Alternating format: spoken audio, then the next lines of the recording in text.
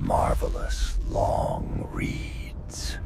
Welcome to Marvelous Long Reads, where we don't skim panels, we tear through myth and marrow to expose the beating heart of Marvel's darkest legends. Today, we descend into the savage world of Blade, the Daywalker.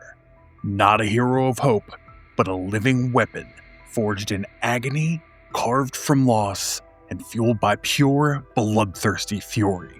Half vampire, all vengeance, he hunts the night like it owes him blood. In the 90s, Marvel unleashed a run drenched in gore and righteous slaughter, where vampires didn't sparkle.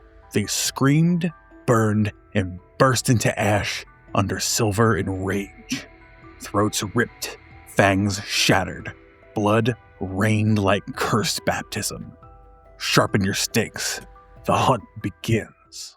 Volume 1, Blade the Vampire Hunter, 1994. Chapter 1, Dark Visions. Blade grinned fiercely as he drove a wooden stake through a vampire's chest, blood spraying around him. His life was described as one written in blood and obsession, marking him as the poet of edged death. Blade, Hannibal King, and Frank Drake once fought side by side against Varnai, the first lord of vampires. Their unity was tested as they faced overwhelming odds, ready to pay the ultimate price. Explosions engulfed them, killing his friends and leaving Blade alive, burdened with guilt and the belief that his fate was tied to something greater. Elsewhere, John Carrick, covered in religious tattoos, experienced terrifying visions of burning cities, impaled bodies, and New York turned into a fiery wasteland. Realizing a monstrous force was returning, he screamed repeatedly that he's coming back! In the Nyman Psychiatric Clinic, Dr. Goodlay came for her monthly evaluation of John, wondering about his self-inflicted markings. She found his door open, entered, and screamed at the sight of his monstrous form. John escaped, driving out of the clinic in a frenzy while guards shouted after him. In New York City, Blade settled into a new apartment, trying to rebuild his life after losing Hannibal and Frank. His friendly neighbor Julia Suarez brought him food and chatted about her ex-husband Ray, who had left her the old building as a divorce settlement. Blade thanked her and introduced himself as Hannibal Francis Blade, but said his friends call him Frank. Julia mentioned a journalist named Tara Algren who wanted to talk to him about something called Night Stalkers, but he told her to say he wasn't home. After she left, Blade sat alone, thinking about his weapons and how he'd lived with them too long. He decided he had to leave that cold steel life behind if he ever wanted a normal one. In another part of the city, Aaron Thorne, a once burnt-out executive, reflected on fate's irony, how he became the prime vampire of Lord Varney's secret clan. He explained to his subordinate Angel that his fellow vampires were already working on reviving their master, but he wanted to remove fate from the equation entirely. To achieve that, he created the Necrotech program, a system that analyzed every recorded occult event using chaos theory to predict future outcomes. Thorne declared that Necrotech's findings had exceeded all expectations. It predicted the imminent return of Count Dracula. When Angel asked if he would take precautions, Thorne turned furious, threatening to gut him for questioning his authority, but sparing him for the moment. Regaining composure, Thorne explained his plan to unleash a drug called Islama, or ACE, across the streets, ensuring mass addiction within 6 months. Those enslaved would serve Lord Varna. He vowed Dracula would be destroyed, smashing a statue of the vampire in rage before ordering his car and announcing he would personally oversee the production line. Meanwhile, Blade walked through the city streets, thinking about Julia's cooking and feeling optimistic for once. He passed graffiti warning "The dragon is coming" before being approached by John Carrick, the tattooed man. Carrick told Blade he was born to be an occult assassin and couldn't escape destiny. Blade angrily dismissed him, saying he was done with the occult and wanted a normal life. Carrick handed him a housewarming gift, a witch compass crafted centuries ago, designed to detect dark energy. Blade accepted it skeptically, but later noticed it reacting strangely. Realizing Carrick might be right, he prepared his weapons and roared off on his motorcycle, following the compass's glow. He vowed to uncover what was happening, riding into the city's shadowed ruins where he said every city hid its no man's land. Blade arrived in a desolate part of the city, watching a gang of men marked dragons surround a victim. He realized they were more than street thugs, describing them as devils with rifles instead of pitchforks. Knowing the front entrance was impossible, he scaled the building, saying he had brought his own executive elevator. On the rooftop, a stench hit him, rancid and rotten, like a slaughterhouse, and he gasped, realizing it smelled like death. Inside, Aaron Thorne, the vampire executive, oversaw a massive factory filled with mechanized workers. He bragged about combining an addictive narcotic with blood from his thralls, calling it acid llama. One dose would enslave users, spreading vampiric control across the country. He envisioned the vampire states of America, confident that within months there would be no one left to resist. When his assistant Eisen informed him of movement above, Blade smashed through the skylight, diving in with weapons drawn. Thorne shouted for his men to cease fire, warning they'd blow the ethanol tanks. Blade fought through the chaos, confronting Thorne directly. Thorne ordered his guards to stand down, claiming Blade was his to deal with. Calling him a once famous vampire hunter, Thorne mocked him as talentless before attacking. The two clashed violently, swords flashing, walls shattering. Blade slashed back furiously, rejecting Thorne's taunts that his allies died uselessly.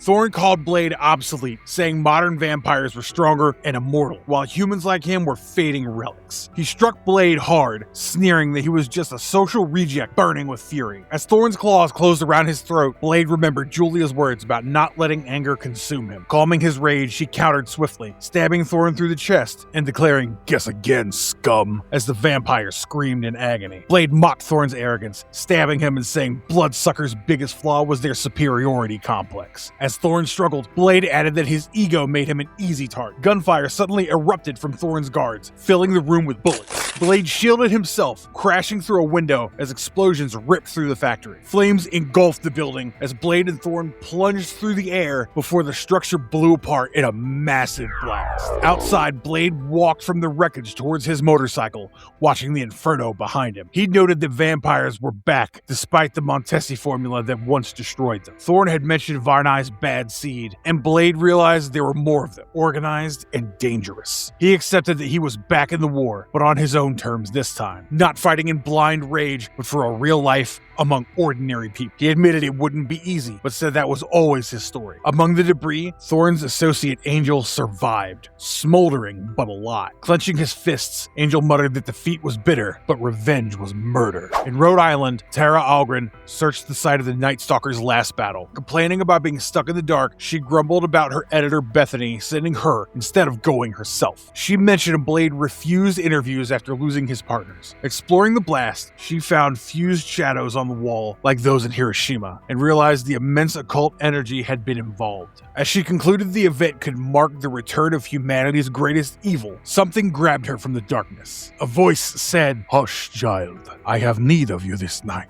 Rising from the shadows stood Dracula, declaring, "Dracula lives again."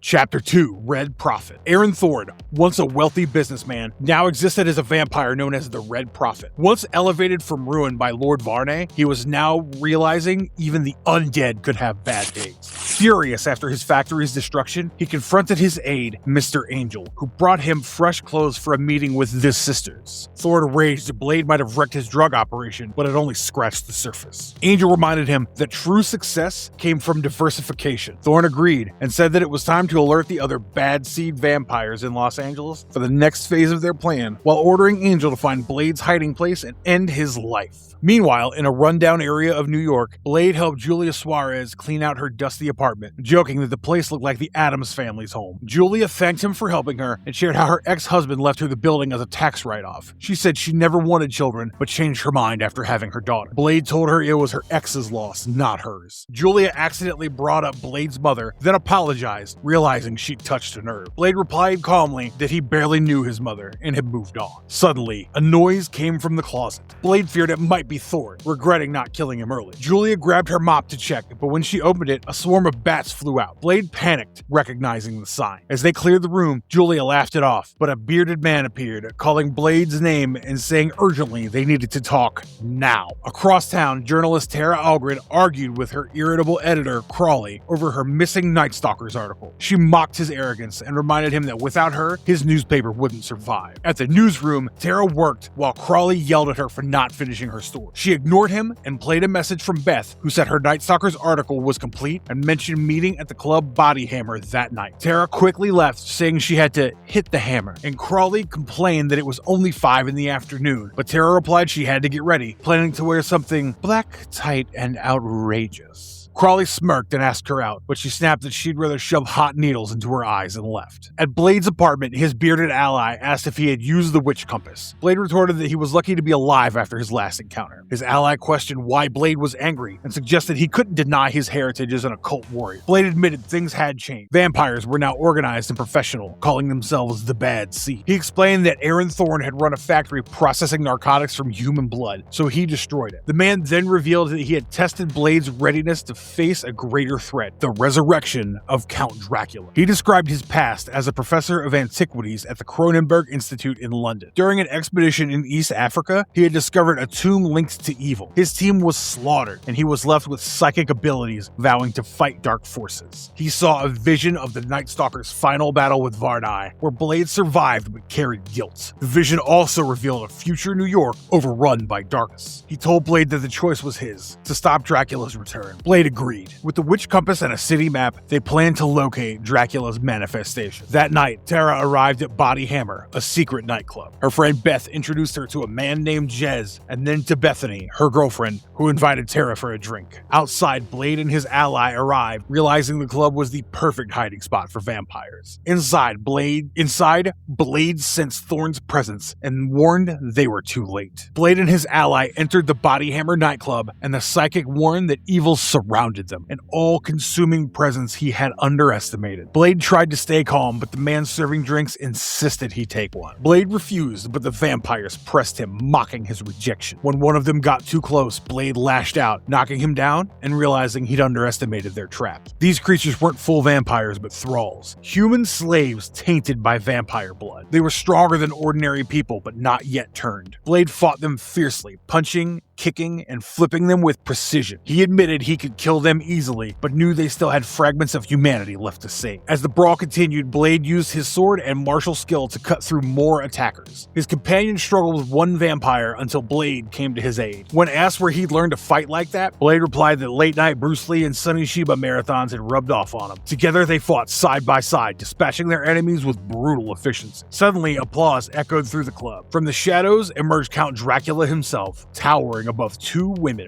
Bethany and Tara, who now knelt as his enthralled servants. Dracula mocked Blade, saying their paths always crossed and that humanity didn't deserve saving. He revealed that these women willingly surrendered to his dark seduction. Furious, Blade drew his sword and attacked, swearing to carve his name on Dracula's heart. Dracula easily countered, sneering at Blade's predictable rage. He reminded him that all who had opposed him, Quincy Harker, Rachel Van Helsing, were long dead. As the light filled the room, Blade raised his sword, declaring that times had changed. Dracula simply smirked and replied, "Very well." Dracula and Blade clashed violently, with Dracula urging that they end their conflict once and for all. He struck Blade hard, drawing blood, and then mocked him as a warrior out of his time. Dracula compared him to a Moorish captain he once fought centuries ago, valiant yet doomed, who he admired so much he had displayed the man's severed head. He promised Blade no such mercy. The vampire overpowered him, slashing his chest and hurling him across the room, declaring Blade had lived on borrowed time. As Blade struggled to rise, Dracula proclaimed the era of human dominance was over, and that Blade's campaign of genocide against vampires would now be avenged. Blade refused to give in. Drawing a wooden stake, he shouted that he fought to stop Dracula's kind from destroying innocent lives. Dracula mocked his righteousness and demanded his last words before killing him. Blade smirked and told him that he knew where Dracula's wife, Domini, and his son Janus were hiding. Enraged, Dracula screamed in denial, calling Blade a liar. Blade used the moment to taunt him further, saying Dracula would never find them if he killed him. Dracula's fury exploded. He attacked, declaring Blade would soon beg for death. He vowed to turn him into what he hated the most, a vampire, loyal to the banner of Vlad Dracul. If Blade lied, Dracula promised to torture him for a century, forcing him to heal only to suffer again. Dracula stood ready to sink his fangs into Blade, declaring his life, blood, and loyalty would now belong to Dracula. Chapter 3. Black Ray. Dracula bit into Blade's neck, savoring his blood and feeling triumphant. The narration identified him as Count Dracula, Lord of the Undead, tasting the blood of his nemesis, relishing victory. As he fed, Dracula experienced Blade's memories. The story of his birth, his mother murdered by the vampire Deacon Frost,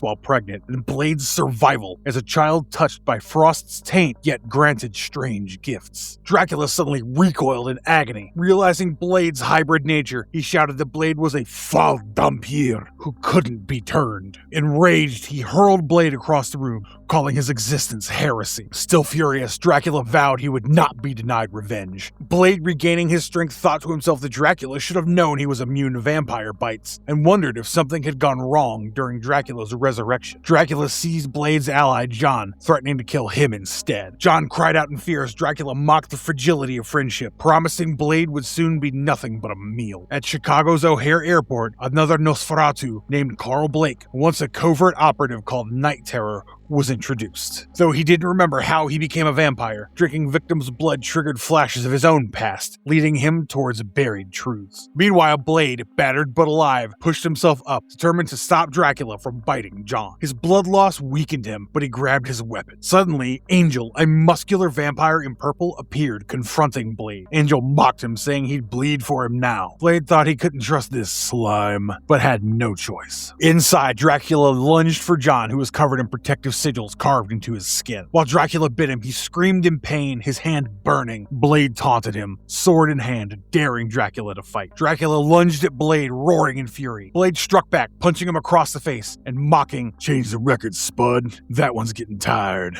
as his sword cracked against Dracula's jaw. Dracula raged, astonished that Blade had actually wounded him when moments earlier he had been near death. Blade taunted, "Yeah, life sucks, so get a helmet," before kicking him away. Enraged, Dracula shouted that Blade had tried his patience for the last time and vowed to end him. In the shadows, a sinister figure grinned, watching and whispering that the two were killing each other. Blade prepared for a finishing blow, raising his sword and shouting that it was time for Dracula's final curtain call. He slashed downward, but Dracula easily blocked it and countered, mocking that Blade overestimated himself. He called Blade an amusing diversion whose use was over, then struck him down with a powerful backhand. Blade noticed something strange. He barely felt any pain and realized something was off. Seeing Thorn's ornate knife nearby, he realized the weapon was to blame and that he had been tricked. Blade shouted for Thorn to show himself. Dracula appeared again, claiming Blade's mind was clearly damaged. Ignoring him, Blade accused Thorn of deceiving him, of giving him the knife to control his mind and use him as a pawn to kill Dracula. He threw the blade aside, declaring he wasn't anyone's assassin. Thorn emerged, mocking Blade's aim, but admitting he'd planned revenge for Blade's earlier interference. Dracula called him a cur for meddling. Thorn sarcastically dismissed him, saying Dracula had lost his edge. Dracula attacked, but Thorn taunted him further. Suddenly, an explosion rocked the area.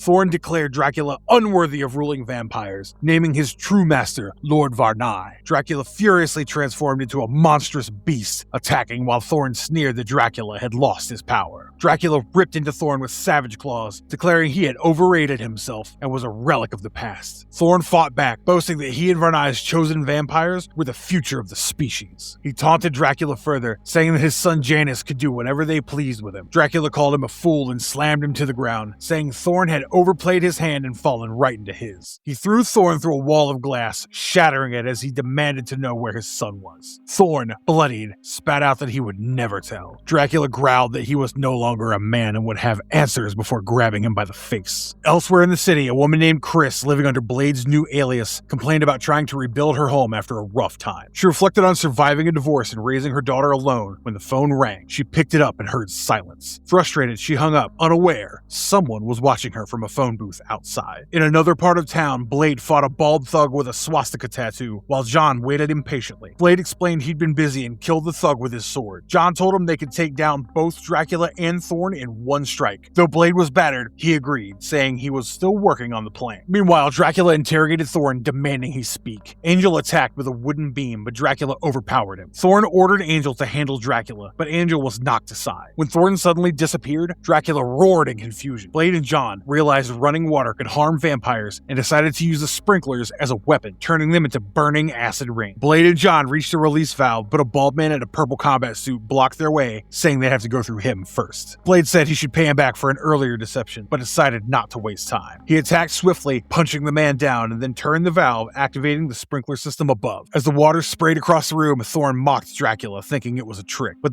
when the water hit him, it began to burn. He screamed in pain as his skin sizzled, realizing too late that it wasn't ordinary water. Dracula laughed, mocking him for not knowing his weaknesses and calling him ignorant. Thorn, writhing in agony, commanded Angel to come to his aid through psychic control. Angel clutched his head, hearing the mental summons, and obeyed. Angel rushed to Thorn's side as the rain scorched him. Thorn begged for help, saying his flesh was peeling and he couldn't die like that. Angel carried him away through a broken wall as Dracula watched. The Count mocked them, saying the younger vampires lacked stamina or courage. Declaring the night's battle only a minor skirmish, Dracula told Blade to enjoy his temporary victory while it lasted. He promised their war had just begun and vanished into the rain, vowing the next victory would be his alone. Blade and John stood watching, drenched but defiant. Blade shouted that he'd be waiting for Dracula anytime, anywhere. In Los Angeles, a couple in a car argued about directions before being attacked by a vampire. Chapter 4. The Dawning of the Three. In a chamber filled with candles and skulls, the dark sorceress Salome performed a ritual using lepers' bones and rune stones, weaving destinies that could determine mankind's fate. In New York, rain poured over Blade's apartment as he sat drinking alone, his body bandaged from past battles. He reflected that Dracula had returned, though changed in a way he couldn't yet understand. He also thought about Varnai and his undead followers, uncertain how long before they'd rise again. Watching the news, Blade cynically noted the chaos of the world, wars, politics, and unexplained deaths, while recognizing how oblivious ordinary people were to the predators lurking in the dark. A knock interrupted his thoughts, and he called for the visitor to come in. His landlady, Julia, entered cheerfully, asking if he needed anything from the store. Blade joked about band-aids and a better color, and she teased him about his injuries, insisting he admit he'd been beaten up. She offered to bring him an herbal bath to ease his pain before leaving, calling herself the best landlord. Blade thought fondly of her kindness and regretted lying about how he got hurt. Then the phone rang. It was John. Blade met John at a large building in the storm. John, shirtless and covered in tattoos, led him inside the Caesario, an ancient academy of light and shade built over old ruins. John explained the Cathari still existed, though dying out. He showed Blade the Grimorium Verum, a catalog of dark forces, revealing a triangle matching the one from the Los Angeles murders, the Devil's Triangle. Blade studied the markings John revealed, realizing it was a Kabbalistic sigil for an ethereal admission, something that could open gateways to other realms. Remembering Thorn's talk about Varnai's return, Blade feared this was meant as a welcome mat for Varnai himself. John handed him a Cathari katana to replace the sword Dracula had destroyed, saying he'd need it to kill Varnai. Blade questioned why he should follow John's crusade, but John replied there was no force on earth or heaven that could stop him once Varnai returned. Blade agreed, telling him they'd wasted enough time talking. Meanwhile, in Los Angeles, Carl Blake, once dead, now the vampire Night Terror, hunted alone. When confronted by a street thug for trespassing, he tore the man apart with his claws, declaring he'd only give him a red death. As he fed, another attacker struck, shooting him repeatedly. Night Terror taunted the man, saying he'd already died once, and then killed him too. His father and maker, Stefan Razor, appeared, calling him his prodigal son and reminding him of their bond. Night Terror recognized him and remembered being turned after a mission gone wrong. He accused Razor of using him and stealing his humanity, but Razor said he'd made him better, predator instead of prey. He explained he'd turned him because he saw the contempt Carl had for humanity, even when alive, and offered him a place in his vampire empire. Carl hesitated, then shook Razor's hand, saying, "Maybe I will, for now." In New York, Julia Suarez walked through the storm, thinking kindly of Blade, and how he'd restored her faith in men. Suddenly, she sensed danger, her mind screaming a single word: run. Terrified, she fled as a shadowy man followed. Later, in Los Angeles, Blade and John and their ally explored the Devil's Triangle, a grim district steeped in despair. Using the witch compass, John located its occult center, but they were interrupted by a red-haired woman named Trinity. Blade questioned her age, earning a sharp retort. As they prepared to move, the compass indicated they were at the heart of a necromantic vortex, yet they found nothing. The vampires emerged from the darkness, led by Trinity herself, revealing they were the Welcoming Committee, and the fight was just beginning. John urged Blade to kill the attackers immediately, but Blade refused, insisting they weren't vampires and might be saved. John snapped back, reminding him of what happened when Dracula's forces caught him off guard. As they argued, the red-haired woman attacked, knocking John down. Blade shouted for her to stop, pleading that they were being manipulated by a powerful undead force and needed to resist its mental control. The gang turned violent, one charging Blade with a club. Blade blocked the attack with his new sword and stabbed the man through the chest. Holding his weapon, he muttered he'd tried being nice, and failed, deciding it was time to fight dirty. He struck down more of them brutally, breaking weapons and bones. The red-haired girl watching the carnage panicked. She felt indebted to her gang for saving her life and couldn't let Blade destroy them. As she hesitated, one of the men ranted about his past, how drugs and the streets had stolen everything he had, and how the cult had given him a second chance. He attacked, but Blade overpowered and struck him down. Blade kept fighting as another man with nunchaku swung wildly, saying he'd been promised a better life and wasn't giving it up. Blade disarmed him and struck again, ending the fight. But then the girl grabbed John, holding a knife to his throat and daring Blade to stop her. Blade silently readied his weapon. Soon after, Blade was captured and brought before Marie Laveau, a voodoo sorceress. She mocked him as the vampire nemesis, noting his reputation. Blade identified her as the one who resurrected Varnai after the Montesi formula failed. She vowed to show him no mercy. Marie revealed Varnai's spirit still existed on the ethereal plane and would soon need a body to return, hinting that Blade would provide it. Blade refused to let them use him, but Stephen Razor laughed, revealing the sigil on Blade's chest already opened a gateway to his soul. He said Varnai would take Blade's body as a vessel, erasing everything he was. Razor began the ritual, invoking Lord Varnai, the first among the undead, to return. Holding a feathered relic, he recited the binding contract and called upon Varnai to manifest from the world of the dead into theirs. The ritual ignited with light as Razor and Marie chanted for Varnai to manifest his dark soul, and a massive spectral form began to emerge. Chapter 5, Soul Survivors. Trinity Cabranes faced a monstrous entity, reciting a silent prayer as she questioned what she had become, something neither living nor dead. Once a prostitute and junkie, she had sold her body for survival until a filthy, lonely death awaited her. Then they came, promising her dignity and purpose. The price had been steep, but she had accepted it until now. Meanwhile, inside the ritual chamber, the monstrous Varnai emerged from a blinding burst of energy, announcing his return with a grotesque, "Guess who's back?" Marie Laveau welcomed him, confirming everything was prepared. Varnai praised her, saying the host, Blade, was ready for possession. Blade mocked his decayed form, calling him half-dead, but Varnai lunged, declaring Blade's Dampier blood made him the ideal vessel. Energy flared violently as Varnai began forcing his essence into Blade. Elsewhere, Trinity restrained John, ignoring his pleas to release him. She granted that Marie and Razor had saved her life when no one else cared, giving her a purpose she wouldn't abandon. John countered they had lied to her, giving the illusion of freedom to manipulate her. He warned her that the vampires would consume her soul as they were trying to do Blade.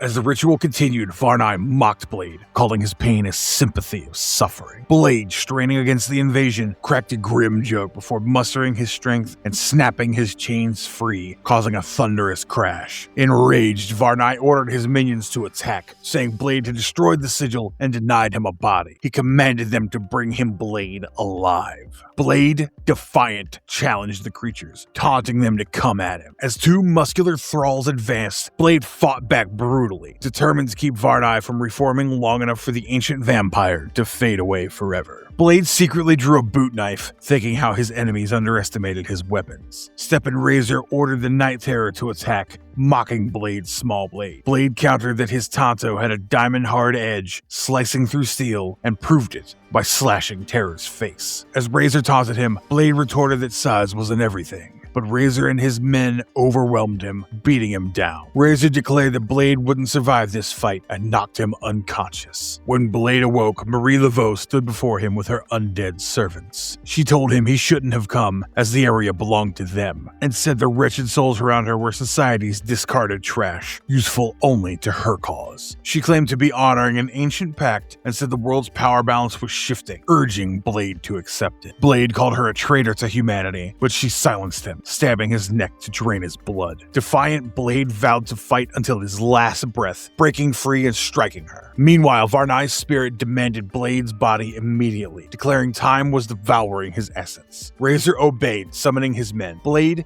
battered, clutched his fists and swore Varnai wouldn't take him easily. Watching the chaos, Trinity realized she'd been deceived and betrayed by the monsters she'd trusted. Furious, she hurled her staff to Blade, shouting for him to catch it. As Razor lunged, Varnai screamed not to let Blade arm himself, but it was too late. Blade caught the staff and struck back, impaling Razor through the chest. Razor gasped in disbelief, calling to Lord Varnai before collapsing. Blade quipped that the vampires weren't as tough as they used to be, and challenged everyone else to try him. But Night Terror roared back, vowing vengeance for Razor, revealing he was his sire and father in darkness. Varnai reappeared in Night Terror's body, revealing that Blade's strike hadn't pierced the vampire's heart. Using his necromantic skills, Varnai repaired the wound and possessed the body fully, calling himself the new and improved Varnai. Hungry after resurrection, he seized Trinity, calling her a sacrificial lamb, and bit her neck as she screamed for him to stay away. Razor tried to intervene, but Varnai mocked him, saying his master no longer needed him, and killed him effortlessly. Declaring Trinity fair game, Varnai fed until she fell lifeless, exclaiming in ecstasy at his restored strength. Blade, furious, hurled his sword through Varnai's chest, but the vampire laughed, feeling invigorated. He ordered John released, wanting Blade to fight personally. Blade accepted the challenge, drawing his sword to settle their unfinished score. As they clashed, Varnai bragged about being a swordsman since ancient times. Their blades collided with furious speed. Blade managed to stab him, taunting it as a refresher course, but Varnai countered quickly, overpowering him. Blade grew dizzy and weak, realizing the air was poisoned by gas from the pipe John had been shackled to. John confirmed it and told him to use it somehow. Blade noticed dawn approaching and formed a desperate plan. He told John to take cover. Calling out to Varnai, he provoked him into continuing the duel as sunlight began to filter in. Varnai attacked confidently, but Blade aimed to stall him. He slashed again, wounding Varnai and mocking his arrogance. He revealed the air was filled with flammable gas. Varnai dismissed the threat, claiming it couldn't harm him. Blade smirked, clashed swords, and ignited sparks that triggered a massive explosion. Flames engulfed the area as daylight poured in, burning Varnai alive. As the vampire screamed and disintegrated, Blade watched, battered but satisfied. John shouted in disbelief as the building exploded, realizing Blade had planned it. Blade told him to relax,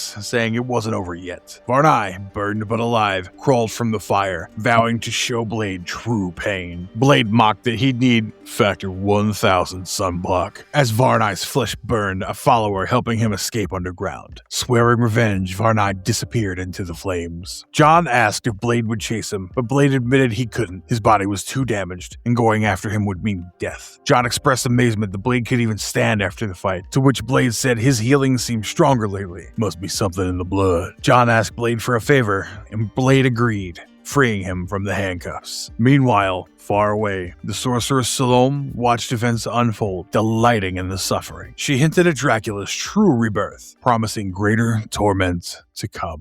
Chapter 6. Cities of the Red Night. In Absolution, Nevada, under a full moon, a man entered a lonely diner, savoring the smell of coffee and cigarettes after being in the wilderness. When the waitress called him Padre, he corrected her with a grin, saying he was a deacon. Deacon Frost. Meanwhile, in New York after sundown, Blaze walked the streets with a friend, reflecting on humanity's predators. Though they weren't vampires, he saw them as parasites all the same. Determined to protect his landlady, Julia Suarez, Blaze swore she wouldn't fall victim to such scum. A few nights earlier, Julia had been attacked and now was afraid to go out. Blade escorted her home, and she thanked him, but admitted she'd been rethinking her life. She considered selling her old property and moving away. Blade encouraged her to stay strong, reminding her that things always got better. As they talked, Blade noticed a woman nearby who looked hauntingly familiar. Hearing her call out, "You looking for fun, lover?" Blade froze, recognizing the voice. Shocked, he realized it belonged to Glory, someone from his past. The name repeated in his mind as he stared, uncertain if it could truly be her. Julia continued to talk about quitting and moving on, while Blade drifted into thought, distracted by the possibility. He made an excuse to run back, claiming he forgot something at the store. As he hurried away, Blade debated whether it really could have been Glory. He scolded himself for chasing ghosts, but couldn't shake the memory. He raced toward his bike, torn between disbelief and the pull of old emotions. He told himself it wasn't her, not after so long, yet admitted she'd stirred memories he thought were buried forever. Memories from another life. Blade reflected on his past, recalling when he walked the wrong side of the line. After leaving Lady Vanity's brothel, where his mother had worked and where he'd grown up, he joined a gang called the Blood Shadows, alongside Chen, Hector, and Carla, and his lover, Glory. Once belonging to Cutter, the gang's former leader. Glory had become Blade's when he took charge. Life seemed good until the night they raided an old house on Blaylock Street. The gang broke into the decaying place despite their doubts, believing an old woman living there might be hiding valuables. Glory led the search, confident that old folks don't trust banks. Soon she discovered a box filled with jewels. Offering Blade first pick, she told him she loved him for restoring her dignity after Cutter's abuse. Their moment was cut short when the group heard strange noises deeper inside. Exploring, they found a room of hanging corpses. Before they could react,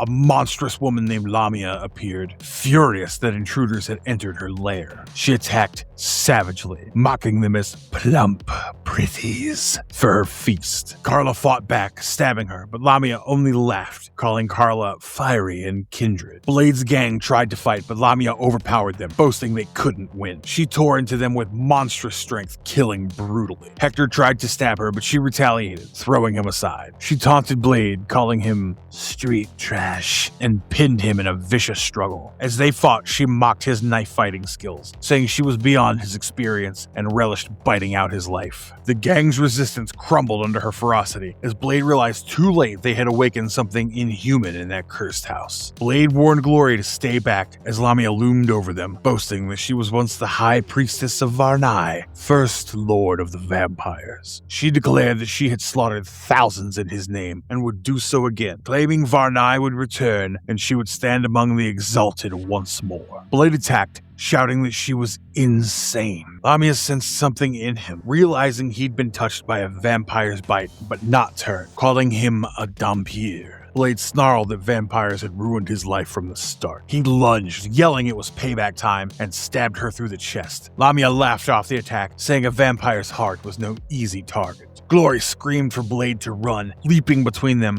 but Lamia struck her aside. The creature sent Blade crashing through the window into the yard below. Dazed, Blade heard Glory's scream, one that cut deeper than his wounds. Something inside him died with her, and in that moment, he knew his purpose: to hunt the undead who preyed on the living. Days later, wounded and delirious, Blade lay in bed, haunted by fevered dreams. One night, a shadow approached Glory. Thinking he was hallucinating, he asked if it was her. She smiled, revealing fangs, and said she never escaped Lamia. She was one of them. Blade reached for a knife, but she gently told him to lower it, saying she could kill him easily, but only came to say goodbye and thank him for what they once shared. Glory said becoming a vampire made her feel truly alive and aware. Her old self was gone and she wanted Blade to forget her. If he ever came after her, she would unleash the beast within and do something they'd both regret. Blade reflected that Glory never turned him when she had the chance, so he honored her wish and never sought her again. He believed the Montesi formula wiped her out and Lamia. She became another name among the friends and loves he'd lost, another reason he'd once lived for vengeance, but now he lived for himself. Returning home, he thought, home is where the heart is. In Absolution, Nevada, Deacon Frost left the diner after feeding, mocking the locals for their hospitality. He tossed a bloody package to a terrified boy, saying, "Here, child, eat up." When the child asked what it was, Frost said, "Leftovers." Then, laughing maniacally, drove off into the night.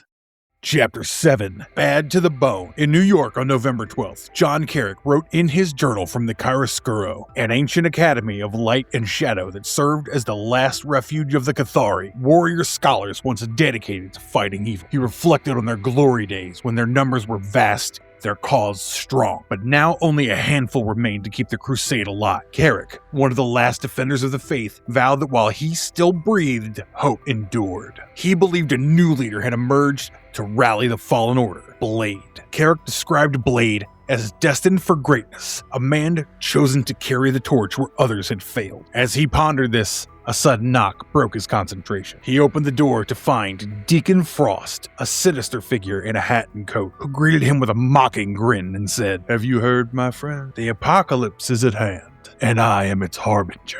Later, the story shifted to another part of the city where Blade and his landlady Julia inspected the newly cleaned apartment. Julia marveled at the transformation, joking about turning the junk heap into something livable. Blade complimented her hard work, and she admitted she'd taken his advice to stay rather than sell and move to Chicago. They exchanged friendly banter before Blade went upstairs for her shower. Julia received a call from her daughter, Mariella, and happily told her she could move in. Meanwhile, Deacon Frost stood over Carrick, who lay bleeding and covered in glowing tattoos. Frost mocked him as flesh and blood, demanding the amulet of Octaviano. Carrick refused, insisting Frost would never have it. Frost struck him violently, lifting him with supernatural force and slamming him through furniture, declaring that no wards could protect him anymore. John Carrick struggled amid the wreckage as tiny winged demons clawed at him. His chest burned fiercely, and he groaned that something inside felt broken. He muttered that he needed Blade, but couldn't control his psychic link to summon him. Deacon Frost loomed over him, warning that he was only making things worse. Carrick replied defiantly, "Says you." Frost smirked, amused by his humor, and demanded the amulet of Octaviano, promising a quick death if he cooperated and new worlds of pain if he refused. Carrick snarled, "Do your worst." Frost's red eyes glowed as he vowed to oblige. Elsewhere, Blade enjoyed a hot shower, relaxing his muscles, until a sudden surge of pain ripped through him. Screaming, he shattered the glass and collapsed, feeling Carrick's agony. Through the psychic bond, he saw Frost and gasped, "John, I saw everything through your eyes. I saw him. I saw Deacon Frost." Back in the Chiaroscuro, Frost taunted the injured Carrick, saying he'd find the amulet with or without his help, even if he had to tear the place apart. Deciding not to waste good food, Frost extended his fangs. Just then, a thunderous crash interrupted him. Blade burst through the wall on his motorcycle, yelling, "Frost, I've come for you." Frost smiled, calling it excellent timing. He mocked Blade for destroying his previous incarnation and assumed Blade was still obsessed with avenging his mother, whom Frost had killed during his birth. As Frost insulted her memory, calling her insignificant, Blade's fury erupted. "Shut up and die, maggot," he roared, launching from his bike to attack. Blade struck hard, but Frost easily sidestepped, calling him predictable. He hurled Blade aside and declared that times had changed. He was no longer what he once was. He promised Blade that the world would soon discover his transformation. Blade slashed Deacon Frost across the chest, furious that the vampire had ruined his chance at a normal life. Frost mocked him, saying life was overrated and death was far more entertaining. Blade, conflicted, wondered why he was risking everything again after finally finding peace, but his rage consumed him. Realizing this fight was personal, he struck Frost with a brutal kick that sent him crashing down. Blade declared it had been a long time coming and drove his sword through Frost's chest, calling him a filthy bloodsucker. Frost grinned, unfazed, saying a sword through the heart would have killed the old Deacon Frost. He revealed he had become something beyond a Nosferatu and invited Blade to witness his evolution. His body dissolved into a swarm of rats that scattered across the floor. His voice echoed, proclaiming he was beyond flesh, everywhere and nowhere. He told Blade that an ordinary human, one of the very people Blade protected, had resurrected him through black arts, foolishly thinking he could control him. Frost explained that he turned on his summoner, using his magic to contact a chthonic demon and barter the man's soul. Through that pact, Frost claimed to be evolving into a vampire god. He boasted that once he obtained the Chitauri amulet for a second ritual, he would be invincible, even to sunlight. His transformation began as he emerged in a monstrous black form, vowing that all Nosferatu would worship him. Blade readied his weapon and spat back that god or not, Frost would always be a leech. Frost lunged, mocking Blade for playing the same old game, before his body twisted again into a grotesque green demon with wings and horns. Entangling Blade in his tentacles, Frost said his appetites had grown. He now desired blood, flesh, and soul alike. Deacon Frost, now in his monstrous form, spotted the Chitauri amulet he'd been seeking and snatched it with glee, thanking Blade sarcastically for leading him to it. Promising their battle would continue another time, he flew away through the shattered wall. Blade shouted after him, vowing not to rest until Frost was destroyed, but noticed John Carrick dying nearby. Realizing John would bleed out if he chased Frost, Blade chose to stay, saying it was time to break the cycle of obsession and focus on saving the living. Blade cradled the wounded Carrick, assuring him it would be okay. Later, medics rushed Carrick into a hospital. A paramedic told Blade he had saved the man's life, though his injuries were severe. Another mentioned Carrick was an escaped mental patient who would likely be sedated and locked up again. Shocked, Blade realized his attempt to protect Carrick had backfired. He decided there was only one person left who could help: Morbius, the living vampire. Chapter 8. Rites and Passages. At St. Jude's Hospital, police surrounded the area, protecting the public from one man, Professor John Carrick, known as Bible John, an occult genius and Blade's friend. After his brutal encounter with Deacon Frost, Carrick lay near death. Despite tight security, Blade entered the building seeking answers, heading straight for the blood lab. Inside, he confronted Dr. Michael Morbius, the living vampire, holding a knife to his chest and threatening to perform terminal cardiac surgery if he moved. Blade demanded help, saying he needed answers. Morbius, though startled, asked if Blade came for business or pleasure. Blade admitted he needed help, despite his dislike for him. Morbius reminded him they were never friends, and that Blade had once killed him as the Demogorg. Blade apologized, saying things had changed and he truly needed assistance. Morbius accused Blade of arrogance and declared he'd abandoned bloodlust, living a better life now. Blade explained his friend John was dying, and Frost, who believed he was evolving into a vampire god, was responsible. Hearing Frost's name, Morbius agreed to help and offered a way to get Blade past security for a few minutes. Blade said that was all he needed, wanting John to see someone who cared before he died. Morbius remarked that Blade had changed, suggesting they might find common ground someday. Meanwhile, John Carrick lay motionless, kept alive by machines. His psionic power allowed him visions between life and death. He saw burning New York consumed by Count Dracula's tyranny. He ran through the apocalyptic vision, questioning why he had shown him this again. Among flames, he saw tortured souls impaled on stakes, Frank Drake and Hannibal King, begging for release from limbo before their horror consumed the world. Carrick awoke suddenly, gasping, alive, as Blade rushed to his side. John warned Blade that staying was dangerous, as Frost already had a head start and possessed the amulet. Blade confirmed he couldn't stop him. When John asked about Morbius, Blade introduced him as a friend who helped him get inside. John handed Blade a shred of Frost's jacket, telling him to tie it to the witch compass. It carried Frost's necromantic energy, which would help track him. John explained Frost had completed the first rite of deification, and, with the amulet, could soon perform the second, making him unstoppable. He insisted Frost must be destroyed, and Blade promised to do it. John added it wouldn't be easy. Frost was consorting with demons and had already sacrificed one soul, planning to offer a child next. Morbius urged Blade to leave before attracting suspicion. Blade hesitated, not wanting to abandon John, but John insisted his life was nothing compared to the millions at risk. Blade swore he'd return. Meanwhile, in a New York slaughterhouse, Frost prepared for his ritual, dragging a terrified boy through hanging carcasses. He called the place a fitting site for his ceremony, where the chthonic entity Ezreal would be drawn by the stench of dead flesh. The child begged to go home, reminding Frost he'd promised he'd see his father. Frost mocked him, saying he would join his father soon, in hell.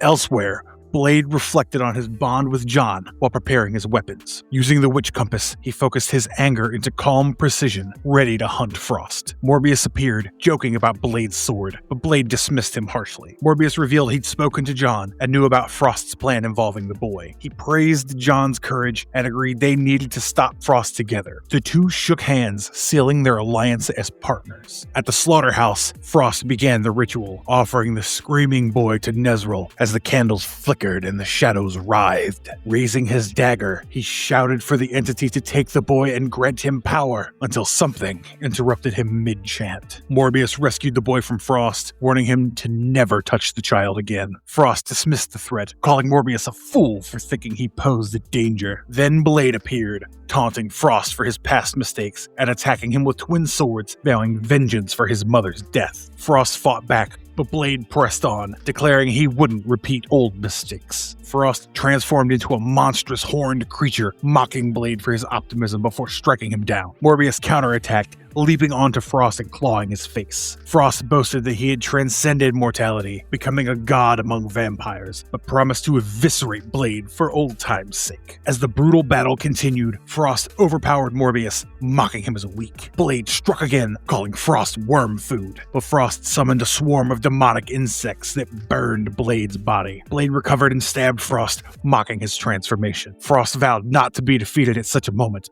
and hurled Blade away. Blade attacked again, stabbing Frost through the chest, shouting, "Time to die, Dad." Frost laughed, claiming Blade had forgotten he was no longer a mere vampire, and his swords could no longer harm him. As Blade stepped back, Frost rejoiced that his god had finally arrived. Suddenly, the demon Nezreal materialized, an enormous orange-spiked monster. Frost realized too late that the summoning spell required the sacrifice to be within the ritual circle. With Blade's sword pinning him to the ground, Frost was trapped inside the circle. Panicking, he begged Nezaral to stop, but the demon ignored him. Frost screamed that Blade's sword had sealed his fate as Nezaral loomed over him, ready to claim his soul as tribute. Nezaral seized Frost with his massive claws as the vampire screamed in terror, begging for mercy, shouting, "Not me!" The demon ignored his cries and devoured him whole, ending Frost's reign in an instant. His final screams echoed through the chamber as the summoning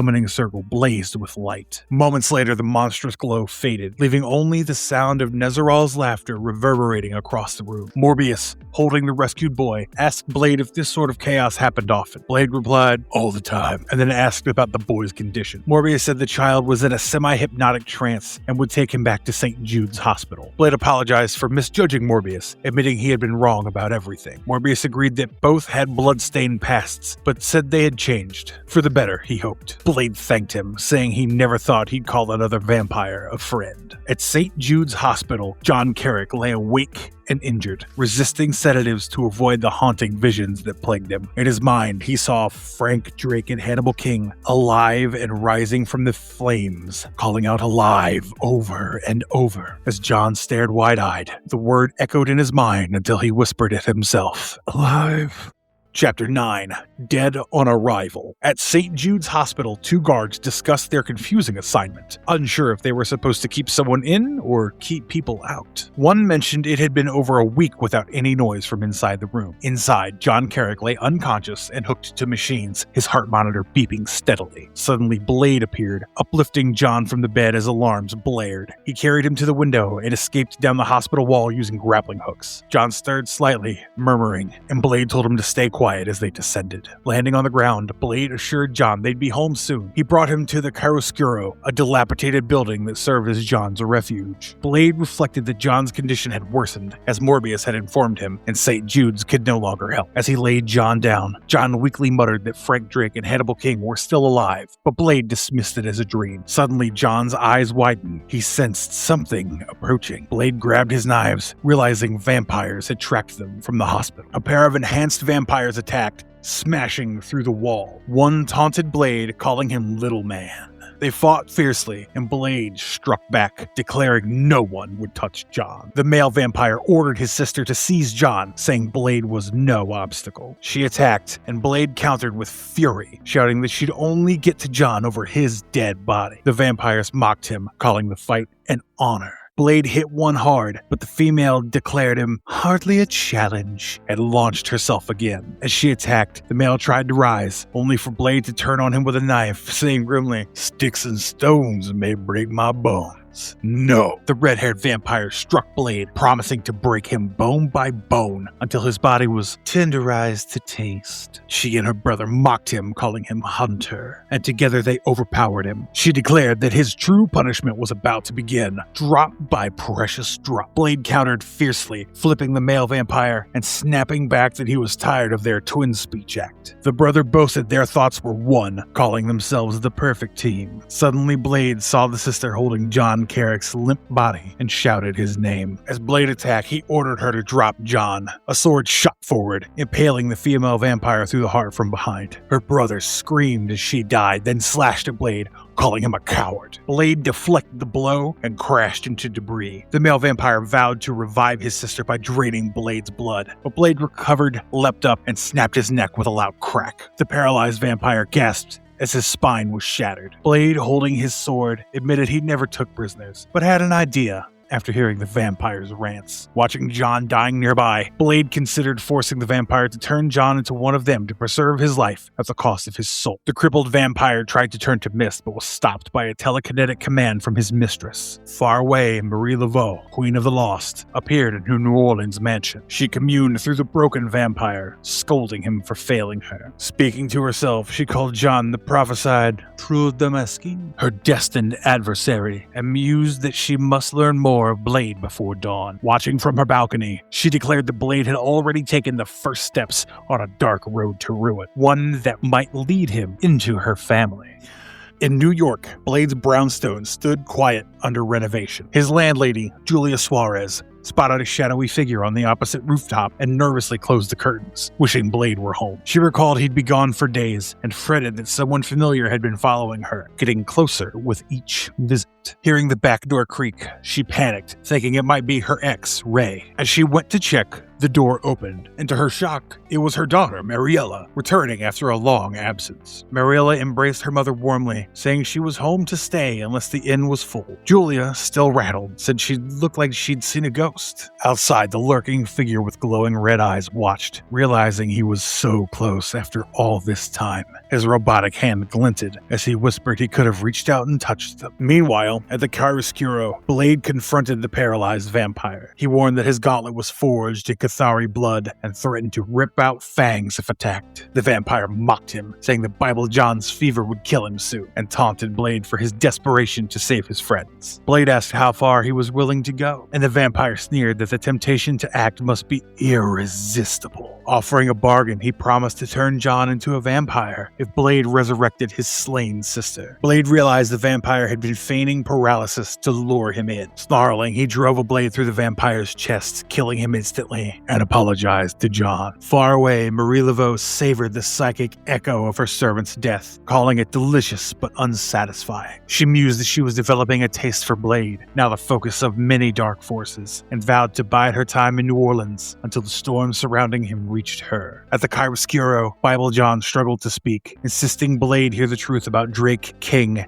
and Dracula. Blade urged him to save his strength and rest, feeding him from a bowl and telling him he needed his energy more than the others, who were already dead. He refused to accept John's death yet, but silently acknowledged it was only a matter of time. As dawn rose over the city, Blade, exhausted from battle and guilt, finally fell asleep beside John. A mechanical voice observed that Blade would sleep for hours, and that by then, John would be far beyond saving. The view shifted to a glinting mechanical hand tightening, followed by a metallic figure fully revealed. Crossbow, an armored cyborg with a mechanical eye and weaponized body. He declared that without a shadow of a doubt, he had returned, and that now Crossbow changes everything. The end of all there is was coming. Finale. Post-mortem. New York lay in flames, its waters filled with the corpses of the dead. A twisted voice sang, "New York, New York," laughing as the Statue of Liberty's torch burned. Dracula emerged from the chaos, reveling in the inferno, and claiming it was just as he imagined. Declaring the ruined city home sweet home, he rejoiced that his dark plague had consumed all. He described humanity's desperate nuclear strike as futile, calling the city ground zero to the ghosts who built it. Central Park had become a crater, and the remaining monuments to human pride stood as ashes. Hovering above the skyline, Dracula announced the death of humanity and the rebirth of his own breed, declaring it all his now. John Carrick awoke screaming from the nightmare, his body covered in religious tattoos, as he gasped in horror. Dr. Michael Morbius reassured him it was only a dream and prepared a sedative. Blade stood nearby and told Carrick he was safe in the chiaroscuro, admitting he had thought he was bringing him home to die. Morbius had convinced him it was John's last request. As Morbius injected the sedative, John weakly tried to speak, muttering about the Chrysler Building's 13th floor before slipping back into unconsciousness. Blade asked for his prognosis, and Morbius confessed he didn't know. He said John's fever had broken and his recovery was remarkable, yet medically inexplicable. Morbius revealed he had isolated a strange extract from John's bloodstream that might explain the sudden reversal. He vowed to analyze it in a lab after personally monitoring John during the critical hours ahead. Blade, watching over his friend, called it an 11th hour miracle. At his apartment, Blade prepared to return to the chiaroscuro by dawn, but admitted he didn't believe in miracles. He reflected that John had tried to tell him something about his dream, the first clear clue he'd ever given, and decided he owed it to him to investigate. Equipping himself, Blade thought about how both he and John had stared into the abyss. Perhaps John had simply crossed it first. Looking at a photograph, Blade thought things might have been different if his life hadn't been marked by tragedy. He remembered his mother,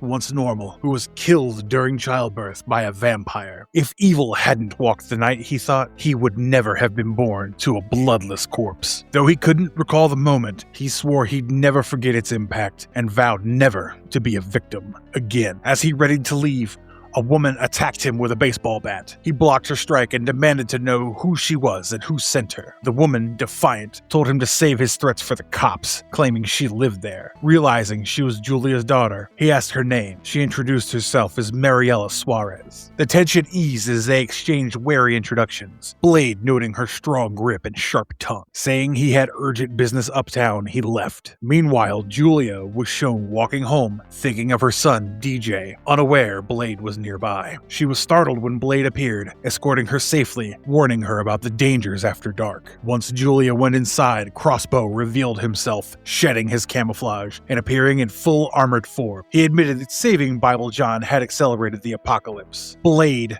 guided by John's clues, reached the Chrysler building and forced open a hidden 13th floor, reserved for other purposes. Blade broke through the sealed wall on the Chrysler building's hidden 13th floor. The dust, cobwebs, and rust showed it had been abandoned for decades, forgotten by maintenance. He remarked on the wasted space and how strange it was given the high value of real estate. He suspected the floor had been hidden intentionally by its original owner, possibly to conceal something from the world. Inside, a loud electrical hum filled the air. Blade discovered a massive laboratory filled with equipment, computers, and a strange mist preserving human bodies. A voice greeted him, calling it Project Postmortem. Suddenly, a grotesque figure with mechanical limbs and a chainsaw arm appeared, shouting, "The doctor is in!" and accused Blade of being sent by his shadow sponsor. The doctor explained that his team had perfected nanites, technoviruses that rewrote genetic structures to transform hosts into the next generation of vampires. He claimed decades of work and sacrifice made them the project itself. Blade struck back, dodging the chainsaw and mocking the man's handshake. The cyborg doctor boasted they'd already given their bodies and souls to science and could never be stopped. Blade realized Bible John had been right. This place connected bloodsuckers and corporate power. The doctor ranted that their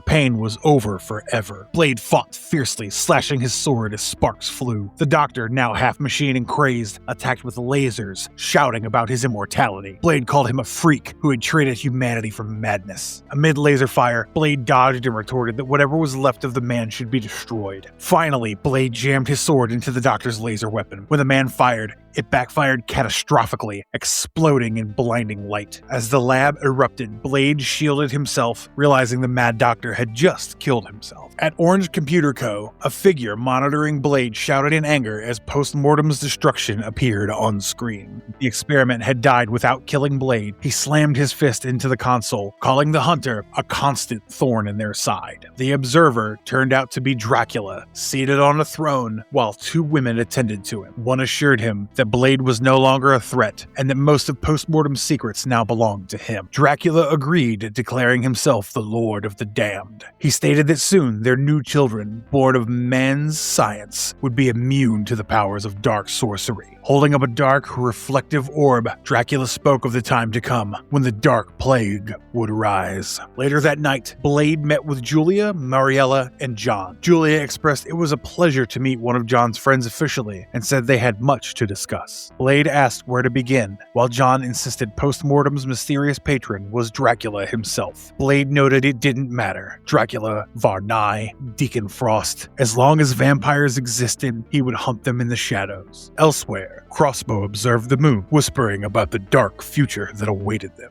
The final glory of Deacon Frost, 1997. Blade had died, slain by Dracula. On a cold night in a cemetery, his allies gathered at his grave. Frank Drake prayed. Hannibal King looked on bitterly, remembering Blade's obsession with Deacon Frost. Harold H. Harold, shaken, regretted ever meeting vampire hunters. Rachel Van Helsing stood quietly, thinking she never liked Blade, but never wished him harm. Saffron, Blade's lover, felt alone. Rachel told Saffron that she once promised she wouldn't cry when Blade died, knowing the hunt meant death someday. She said they hunted because they couldn't live with themselves otherwise. Frank admitted Blade had warned him of the ongoing threat, but he only understood now. Harold was shocked, never knowing someone murdered like that. King said death happened when people moved on, though he knew Blade died fighting a vampire vampire double. They all left except King. Days passed. The graveyard remained silent until two figures trespassed: Hannibal King and Damien Hellstrom. King narrated that the ground smelled foul in the rain as he led Hellstrom to Blade's grave. King introduced himself and Hellstrom, the exorcist. Hellstrom sensed movement beneath the ground. King explained Blade's vampire double had absorbed him and only one Blade remained alive inside. Hellstrom assured King he would handle separating good from evil. They dug. King worried, and the coffin creaked open. Blade's double lay inside. King explained Blade's origin. Deacon Frost killed Blade's mother, creating two Blades, one human, one vampire double. They fought years later, and the double absorbed Blade. Dracula later killed the double's body, trapping Blade inside. King said it had been 3 nights since Blade was absorbed, and they still had to find Frost. Hellstrom began a ritual, summoning fire and revealing his demonic true form. He ordered King to remove the stake. King did, and Blade revived, angry. Hellstrom restrained the vampire spirit with mystic soul fire, preventing it from taking control. The vampire half of Blade, furious at being split, screamed that the human Blade had been separated from him and threatened to destroy Hellstrom. Meanwhile, the real Blade woke, groggy, asking what happened. Hellstrom warned the vampire part that his life was not his own. Blade prepared, saying the vampire doppelganger was taking a return trip to sleep. The vampire charged, but Blade was ready, and when the creature leapt, it landed on a wooden stake and died. Blade watched him scream and fall, feeling fear at the thought of confronting that side again. As Blade recovered, Hellstrom completed the ritual by stuffing the doppelganger's mouth with garlic. Blade stood, saying he felt fine but still groggy. Blade thanked Hellstrom, but Hellstrom said Blade's life was thanks enough and left. Later, in Blade's apartment, Saffron embraced him happily, saying she didn't care who knew he was back. King stood nearby. Blade told Saffron he could never rest until he found the vampire who killed his mother. Blade recalled the night he was born. His mother screamed in labor, sweating and in agony. Neighbors tried to help but were helpless until a midwife was called. Hours passed before a knock came. A tall man with long white hair and glowing red eyes entered. The vampire. He moved like a predator, approached Blade's mother, smiled, whispered to her, and then bit her. Friends burst in to see him crouched over her bleeding body, but he leapt away and escaped. Blade's mother was dead. Blade said he was born scarred, never even crying as a baby. He followed Frost later, determined not to lose him, and King praised him. Blade and King dug and found stairs beneath a grave, the path Frost had used. They entered, moving through dark corridors filled with spiders and rats until reaching a gothic lair. King explained Frost was no ordinary vampire and began telling his history. Frost had been a 19th century chemist seeking immortality through experiments involving vampire blood. As he injected a woman, her fangs began to grow, but someone burst in, yelling for him to stop. King said the intruder was Helmut Grossman, who discovered Frost's secrets. Frost's origin continued as King narrated how the old chemist grappled with Helmut Grossman in his lab until an accident forced Frost to inject himself with his own serum. That ended Grossman's life and changed Frost into a unique vampire with different abilities, one capable of creating vampire doppelgangers. Blade and King suddenly heard a voice. Frost himself stepped from the shadows, greeting King and Blade, noting Blade Prime's double was now dead. Frost said it didn't matter because his plans were going smoothly. He revealed he had an army of vampire doubles and even created a second Blade double. King admitted he knew, but still felt fear. Frost explained every time he made a human his victim, it created a duplicate. Frost summoned more clones and taunted Blade with the idea of endless replacements. Blade and King prepared to fight. Blade reminded King not to let his own double touch him or risk being reabsorbed. Clones lunged and chaos erupted. Blade evaded his vampire twin's attack and told King they needed to switch and fight each other's doubles to avoid being taken in. Blade said the only way to be sure was to switch partners. They fought, each staking one clone, and King saved Blade from another ambush. Blade tossed King a wooden stake, saying he needed protection too. They hacked through Frost's vampire line. Frost insisted it didn't matter. His armies would eventually control the world, and they had only delayed him. Frost fled deeper into the caves, and the two chased. Frost threatened to unleash a jar of deadly fungus, but Blade pushed forward, vowing vengeance for his mother. He and King struck Frost together, sending him into the machinery that erupted in sparks. Frost screamed as all hell broke loose around him. An explosion consumed the cavern as Blade and King fled,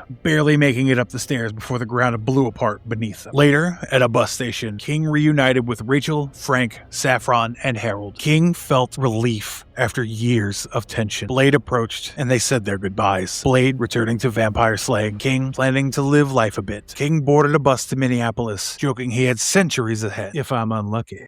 Crescent City Blues, 1998. Blade stood alone in the rain-soaked city, thinking about the past. He remembered when he wasn't the last one, when he fought alongside Rachel, Quincy, Taj, Frank, and Cannibal. They had been a community, watching each other's backs, fighting a war they ultimately lost. Now he believed they were all dead. The loneliness weighed on him as he moved through the dark streets, feeling every raindrop like the whisper of an enemy. He thought of Saffron, the woman he once loved, wondering if being with him had ruined her life. She had vanished, but Blade tried to take comfort, knowing she was safer away from him. With no family left, and no one who could believe what he knew, he felt completely alone. He called himself the last vampire hunter, a legend whispered about by vampires who feared him. He knew they warned their newly turned about him. The older ones had told him so before he killed them. Blade noted vampires had been killing major New York mafia figures, as if trying to take over organized crime, something vampires normally don't do. To learn why, he left one vampire alive, making himself a target. But also, that meant his enemies sought him out instead of the other way around. Soon, a group of vampires burst through his window, declaring his time had come. Blade invited them in and immediately attacked, slicing through them with lethal efficiency. He didn't speak much anymore during fights. He just killed. After finishing most of them, he kept one alive to interrogate. He stabbed the vampire with silver and demanded answers. The vampire revealed vampires had taken over a crime family in New Orleans and were spreading. The one behind it was Deacon Frost. Blade finished him off. Hearing Frost's name made Blade's heart go still. Frost had made him what he was. Blade prepared his gear, vowing to kill Frost for good, and headed out, wondering if it was raining in New Orleans that night. Blade arrived in New Orleans, recalling how he once worked a private eye gig with Frank Drake and Hannibal King, long enough to afford a loft. The plane trip meant he'd be back on the streets sooner, but he came here for a job. In the quarter, two young women walked alone, and vampires stalked them, mocking their bravery for straying from Bourbon Street, promising they would taste good.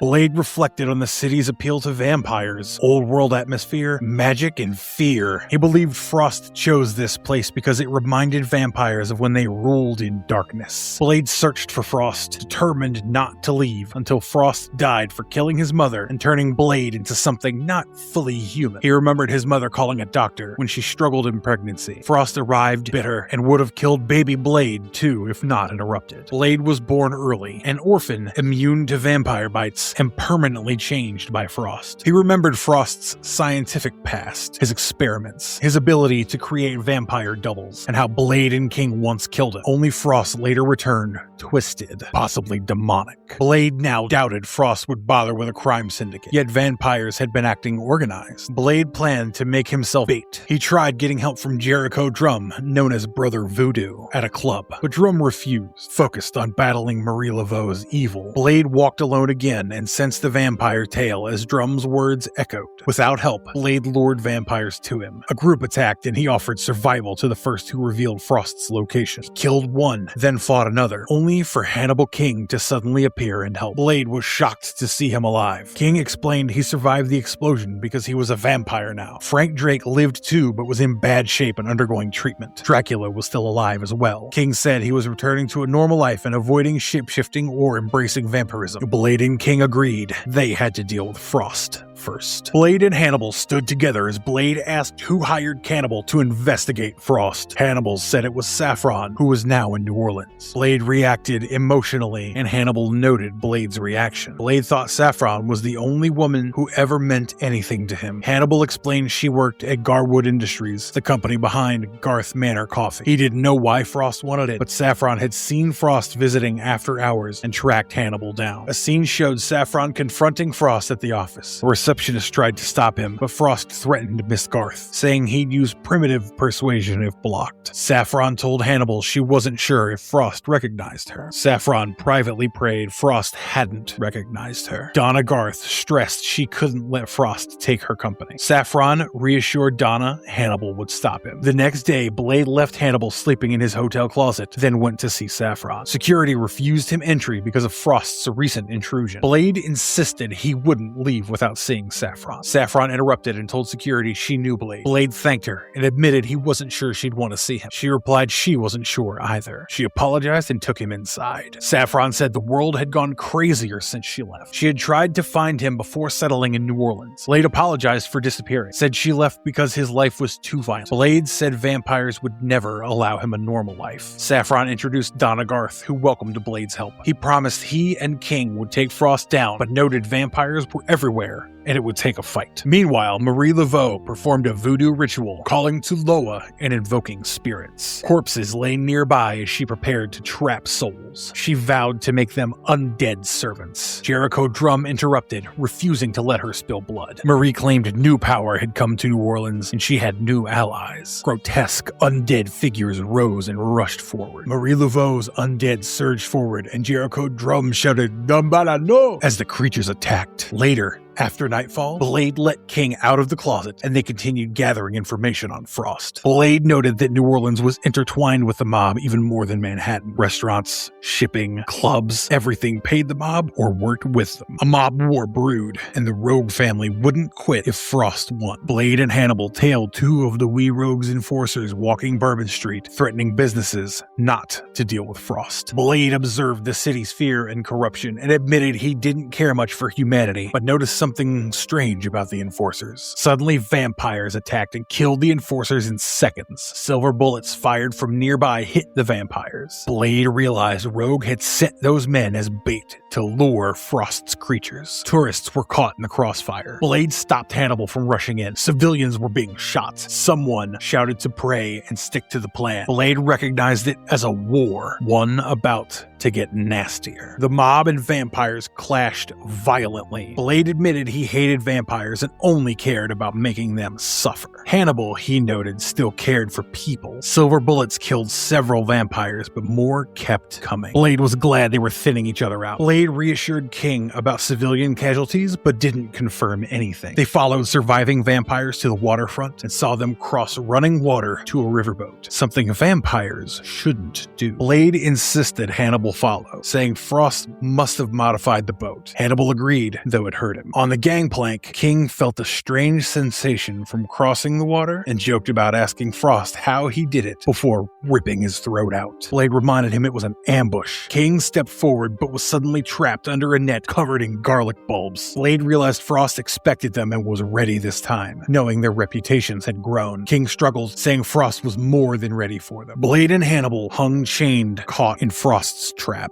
A vampire warned Blade not to fight or bleed, or they would lose control. Blade pushed Hannibal to tear the net off, but Hannibal struggled. Blade admitted they had underestimated Frost. Frost didn't think like ordinary vampires. Blade realized he had walked right into Frost's plan. Frost stood above with Marie Laveau beside him, and Jericho Drum nailed to a wall. Frost greeted them and called King his prodigal son. King swore to kill him. Frost mocked him and mentioned Donna Garth paying King just to learn Frost's plans, adding killing him would be for pleasure. Hannibal cursed Frost. Frost said they didn't understand at all. He called them his children and declared himself the new lord of vampires. He claimed Dracula abandoned his kind and he would rise to lead them. He promised to reshape the race, take New Orleans, then spread city by city, converting crime bosses along the way. Blade argued the world would notice, then lost consciousness. Blade later woke, nailed up beside Hannibal and Drum. Frost bragged his conquest had already begun. He said dawn would decide their fate and departed. Hannibal urged escape. Blade told him to wake Drum and break free. Elsewhere, Saffron and Donna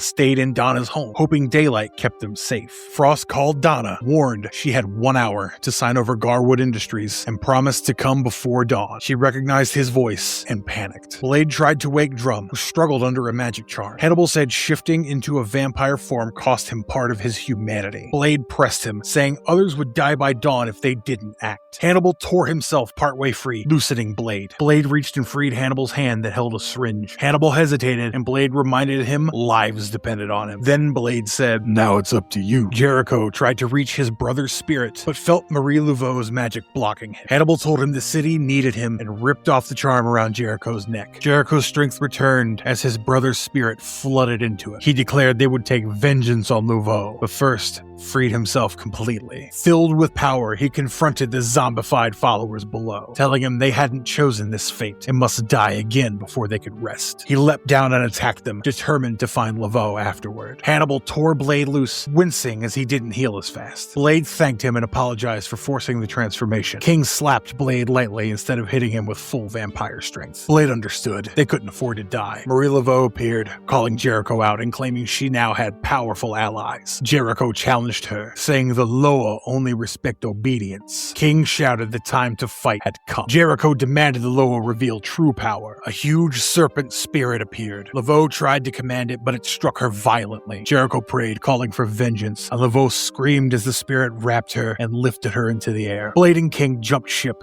escaping the chaos and flames. Blade didn't ask what happened to Laveau. Maybe she died, maybe not, but he knew his vote. They confirmed none of them were burning and split up. Jericho later had to face families of those turned into zombies. Below deck, Blade and King had found fresh vampires waiting to awaken. Frost's plan was larger than New Orleans. Blade hoped Saffron was safe. At Donna's home, Frost arrived despite not being invited. He reminded Donna she once invited him long ago. He demanded she sign over her company or he'd kill her assistant, threatening Saffron too. Saffron raised a gun at him, ready to die rather than let him win. Blade reached the house. King stayed behind to fight Frost's minions. Blade charged in, and Donna shouted a warning. Frost told Saffron to kill Blade. Under Frost's control, she fired, apologizing. Blade dodged and broke her weapon, noting she resisted Frost's hypnosis enough to miss. Frost confronted him, furious. Blade challenged him. He declared fate chose Blade as his prey, and he wanted Blade's blood. Blade fought Frost in a brutal struggle. Frost slammed into him, shouting that Blade had slain his last vampire and ruined his plans for the final time. Frost grabbed him and snarled he would drain him dry like mother, like son.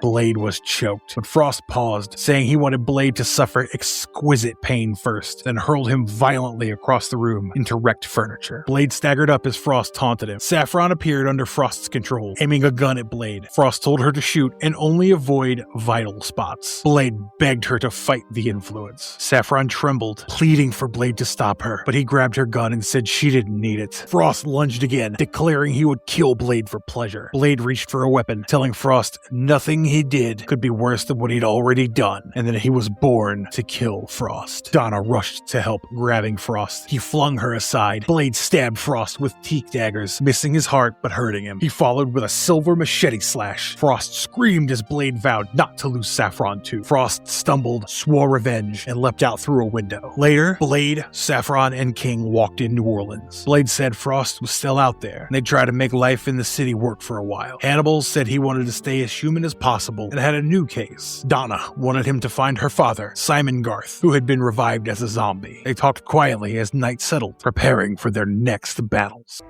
Volume 2, Blood Allies. Chapter 1. Blade moves silently through swamp waters in a canoe, gripping a stake and talking to a mosquito, telling it to take its time because it would be the last blood it drank. Too much of his life had been about death. He had been born in death, his life a contradiction, haunted by mortality and making death a way of life. He had no memory of his mother except what he had been told. She died giving birth in a warm room when Deacon Frost sank fangs into her and drank her blood. That act marked him as a half-vampire from birth. He became a hunter, saving lives by killing the undead, sometimes losing control when hunger rose inside it. He lived between life and death, unable to fully control either world. In the Louisiana marsh, he tracked vampires by finding where they fed. He approached a rotting riverboat, thinking of old New Orleans jazz and funeral marches. He paddled patiently, waiting for a vampire to return with fresh prey. Aldous Yancey was cutting it close to dawn, and mosquitoes swarmed around Blade. A truck arrived. Yancey stepped out, once a fisherman before becoming undead. Inside, Betsy Voisin sat anxious. Blade heard her frightened voice. She said she didn't know he would bring her to the middle of nowhere and wanted to return to Orleans. Yancey claimed she had come looking for something unusual. She denied it in panic. He leaned over her and accused her of lying. She babbled about being in a club, seeing him watching her like others did, thinking no chance, and seeing his eyes and feeling drawn in. She insisted she never actually said yes. He told her tonight it was enough. He warned it wasn't about sex or safety, but thirst. Life and death thirst. Blade moved toward the wrecked boat. Above,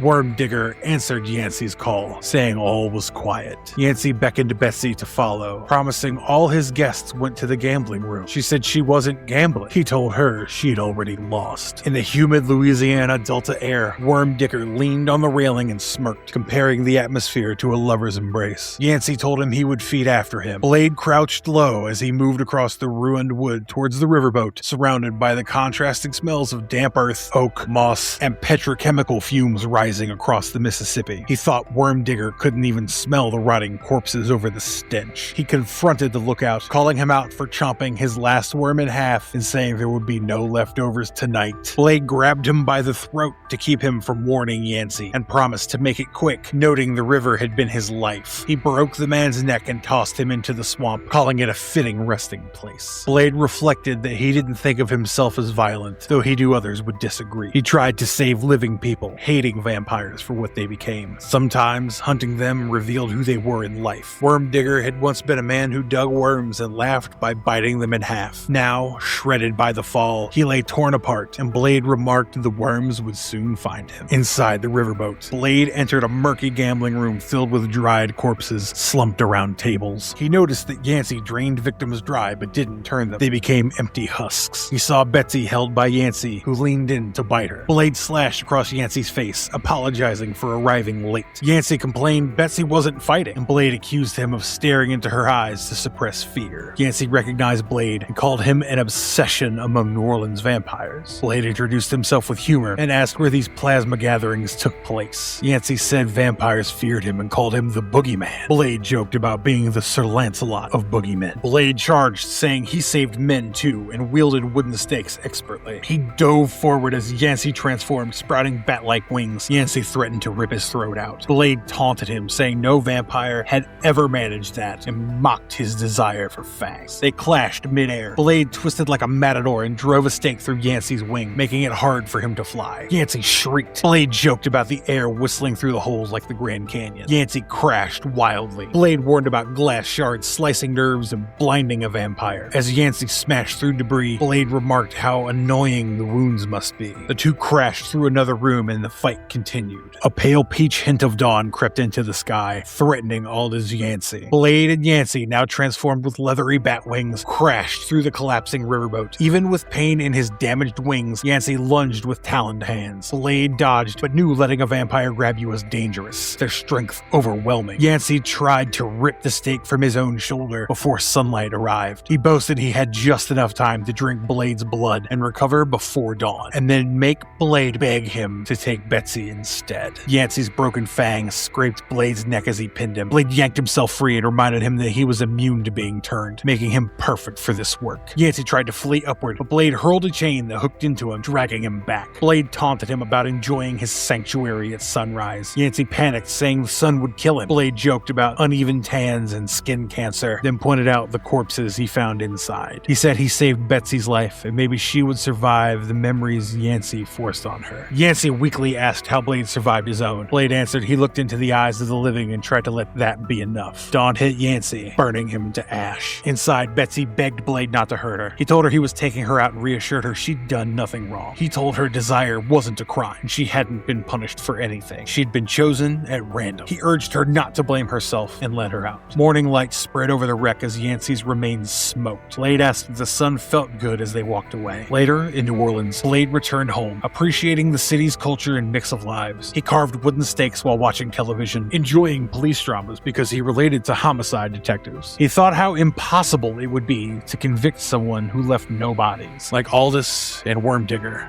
Now dust. He admired Detective Frank Pembleton on TV, though he knew someone like Pembleton would be frustrated by the lack of forensics. That night, a woman arrived at his door, apologizing for disturbing him. She greeted him as Mr. Blade. He told her to call him Blade. She said his name fit perfectly for her line of work. He asked how she knew what he needed. She explained that unless he was at the wrong address, he must be someone with vampire trouble. Otherwise, she wouldn't be there. Blade admitted it was hard to argue with that. Dominique sat with Blade in his home and tried to make introductions easier, asking how he should address her. She said to call her Dominique and joked about not having a last name like him. Blade asked if she really thought he was a vampire hunter. She replied she didn't know such people existed. He said if there were many, they would be discreet, and explained to most clients only believed when something happened to them. He said she must have someone threatened or marked by vampires, and that no one else would believe her. Relatives or police would think she was crazy, but he would. He knew vampires were real. She asked what he did. Blade said if she had true vampire trouble, he would take care of it. He didn't do the work for money, but deserved good pay because he could do what no one else could. She asked if he killed them. He explained you couldn't kill the undead, but you could end their thirst and stop their terror, maybe give a few peeps. She noted his life must be violent. He said he helped the living and it had costs. She mentioned some might call someone man who constantly destroyed things, a serial killer. Blade said people came to him because they hoped that he could save them or someone they loved. He asked why she was there. Did she think he was a savior or a psychopath? She answered that she knew people who needed his help. Blade said then he was her professional helper if he took her case. A new story unfolded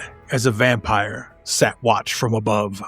Chapter 2. Blade stood with Dominique on the balcony and observed her calm manner, convinced she now believed vampires existed. He noted a Creole quality in her voice and heritage. She hoped he wasn't judgmental. Blade answered there were a lot of vampires and joked people could think he acted like judge, jury, and executioner. Dominique stayed composed. Blade admitted he wasn't harsh about human flaws. She introduced herself fully as Dominique Levant. Blade said his work was about blood, kinship, and responsibility, then shared how his mother died giving birth after a vampire doctor drained her blood. He said that origin made his path clear. Blade asked why she came to him. Dominique said her boss first noticed trouble. Sometimes she missed things, but Xavier, her employer, saw danger almost immediately. She explained Xavier Rothi ran a Creole restaurant called the Jaded Palate. Dominique worked as a purchaser, handling deliveries and supplier negotiations. She mentioned Newton Desiree from a produce market delivered goods, and his family also ate at the restaurant. Xavier gave them discounts because the Desirees weren't wealthy. Dominique described the Desirees' narrow old shotgun house and casually discussed the historical tax dodge behind its shape. Blade listened. She then revealed the Desirees had a daughter named Charisma, who'd been a normal teen, but now had a baby around 9 months old. There was no father mentioned. Dominique said she thought she knew people needing Blade's help. Blade pressed, asking how a vampire was involved. Dominique explained that a man appeared about a week earlier, some kind of relative by marriage, and the family immediately acted tense. At first, she assumed he might be the baby's father returning, but she realized she was wrong. The man had a temper and pale skin, almost like an albino, always came at night, looking like a corpse. Xavier noticed Charisma looking drained, losing energy. He warned Dominique to watch out because the man wasn't right. Dominique asked what Xavier meant, and he answered he had never seen the undead, the Nosferatu, until that moment. Dominique admitted she scoffed at first, but grew worried as Charisma looked worse each time. One night, she saw the pale stranger intensely watching Charisma and her baby. Later, she saw blood on his lips, which he wiped away before entering the Desiree's house. He didn't know she witnessed it. Blade continued explaining what happened after the previous encounter. He said Charisma showed up moments later. Dominique saw a flashback of herself trying to talk to Charisma, but Charisma's eyes were unfocused, like she was struggling to stay awake. She brushed past Dominique, mumbling, and walked to her house holding her baby. Dominique remembered the baby's eyes looking like they were pleading. She told Blade that she didn't go to the police because they would think she was unstable. Blade recalled how Xavier remembered Dominique and found her business card from the restaurant. Dominique repeated Xavier's words about Blade being the guide to go to. Blade joked he needed theme music. Blade showed Dominique his handmade katana, carved from teakwood with religious symbols from many faiths. Dominique commented it must have taken forever. Blade said he had carved the stakes while watching TV, thanks to VCRs, joking about talk shows. He then moved quickly, mentioning the stakes weren't fancy, just throwaways. Suddenly, he swung the katana and sliced a vampire eavesdropper hiding above them, cutting its ear. Dominique panicked, asking what it was. Blade said it was one of her vampires. The winged creature screamed about losing its ear, and Blade casually acknowledged it. He lunged again, cutting into the vampire as Dominique shouted she didn't want its name. The vampire attacked from the air, and Blade joked about creatures with wings. The vampire complained about being cut again,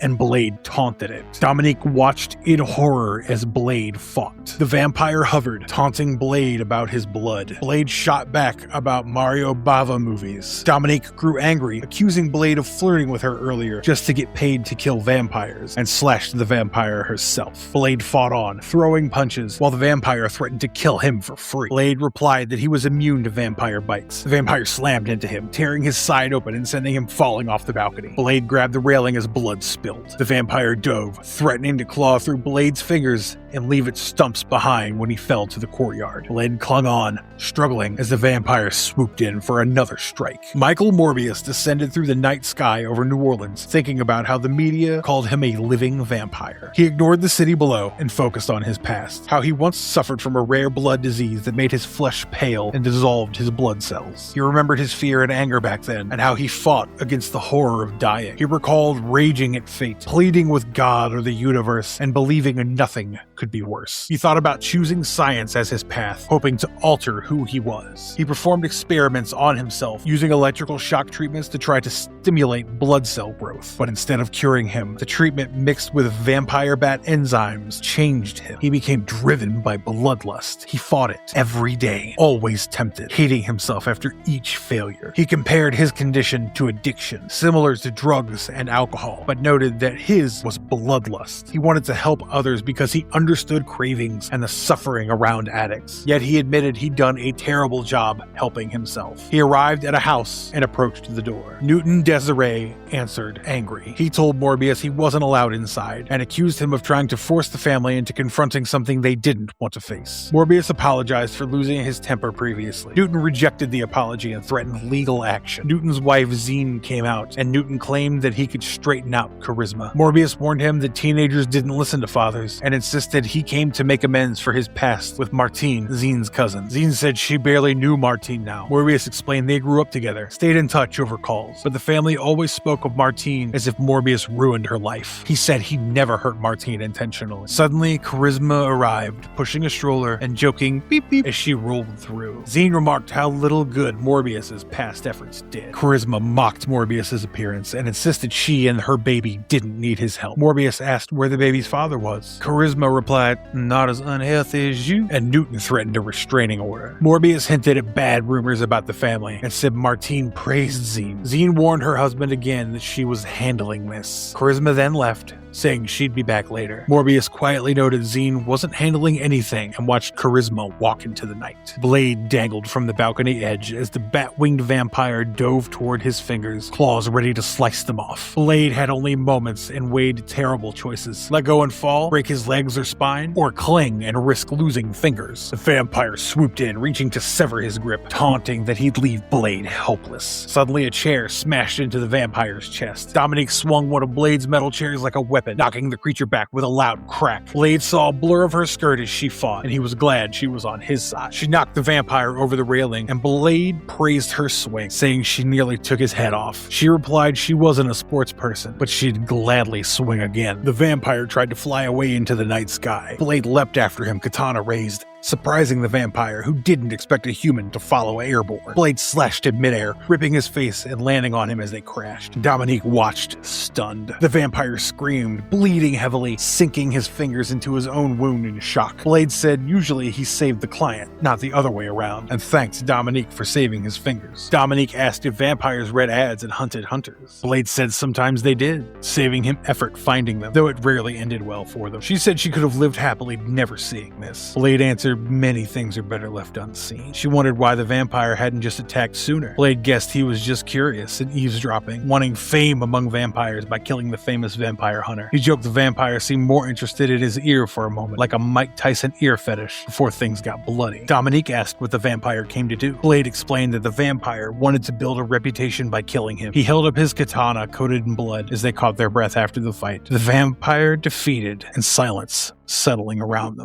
Chapter 3, Finale. Blade and Dominique sat hidden under palmetto leaves, pretending to be lovers while secretly watching the Desiree home. Blade mentally scolded himself for letting Dominique get into his head. Their closeness was only a cover, though they shared a purpose. Dominique asked if she was putting his arm to sleep, and Blade dryly answered she wasn't putting anything to sleep. They stayed there so passerbys wouldn't question them loitering while they watched for any nocturnal visitor, possibly a vampire. Blade tried to focus, reminding himself that Dominique shouldn't be on his mind, yet she was. He thought of Saffron Calder too, and acknowledged he hadn't forgotten her. But Dominique's presence was real and persistent. He hoped keeping physical distance might stop her voice in his thoughts, but he wasn't sure it would erase her smile or the warmth she stirred. Dominique asked if he spent a lot of time doing this, waiting. Blade said yes. Long hours, keeping alert, trying not to let his mind wander. He admitted when things happened it was fast and violent, leaving adrenaline, sometimes bad memories. He told her he didn't recommend the life, but he'd been born to hunt vampires, even if his resolve sometimes weakened. Dominique noticed noticed his stakes and teased him about never leaving home without one. He lifted 2 fingers, meaning he carried more. She asked if he read vampire novels. He said not many. He preferred police procedurals, praising Ed McBain. Dominique called Richard Matheson's I Am Legend the best vampire novel. Blade dismissed Anne Rice as a cure for insomnia. Dominique protested, saying she loved Anne Rice and that she wrote about their city. Blade joked about preferring Julie Smith and Skip Langdon. She laughed, warning Anne Rice fans could be fiercer than the vampire who wanted to hack off his fingers. Activity appeared at the Desiree door. Newton, the father, called to his daughter Charisma, scolding her tone. She answered sharply, saying she was working the late shift. Blade noted how pale and drawn she'd looked. Dominique joked about Charisma feeding her baby every squeak, but Blade chuckled she didn't need to squeak herself. Dominique worried if a vampire was after Charisma, would he hurt the baby? Blade didn't know if the man watching Charisma was even a vampire yet. That was why they followed.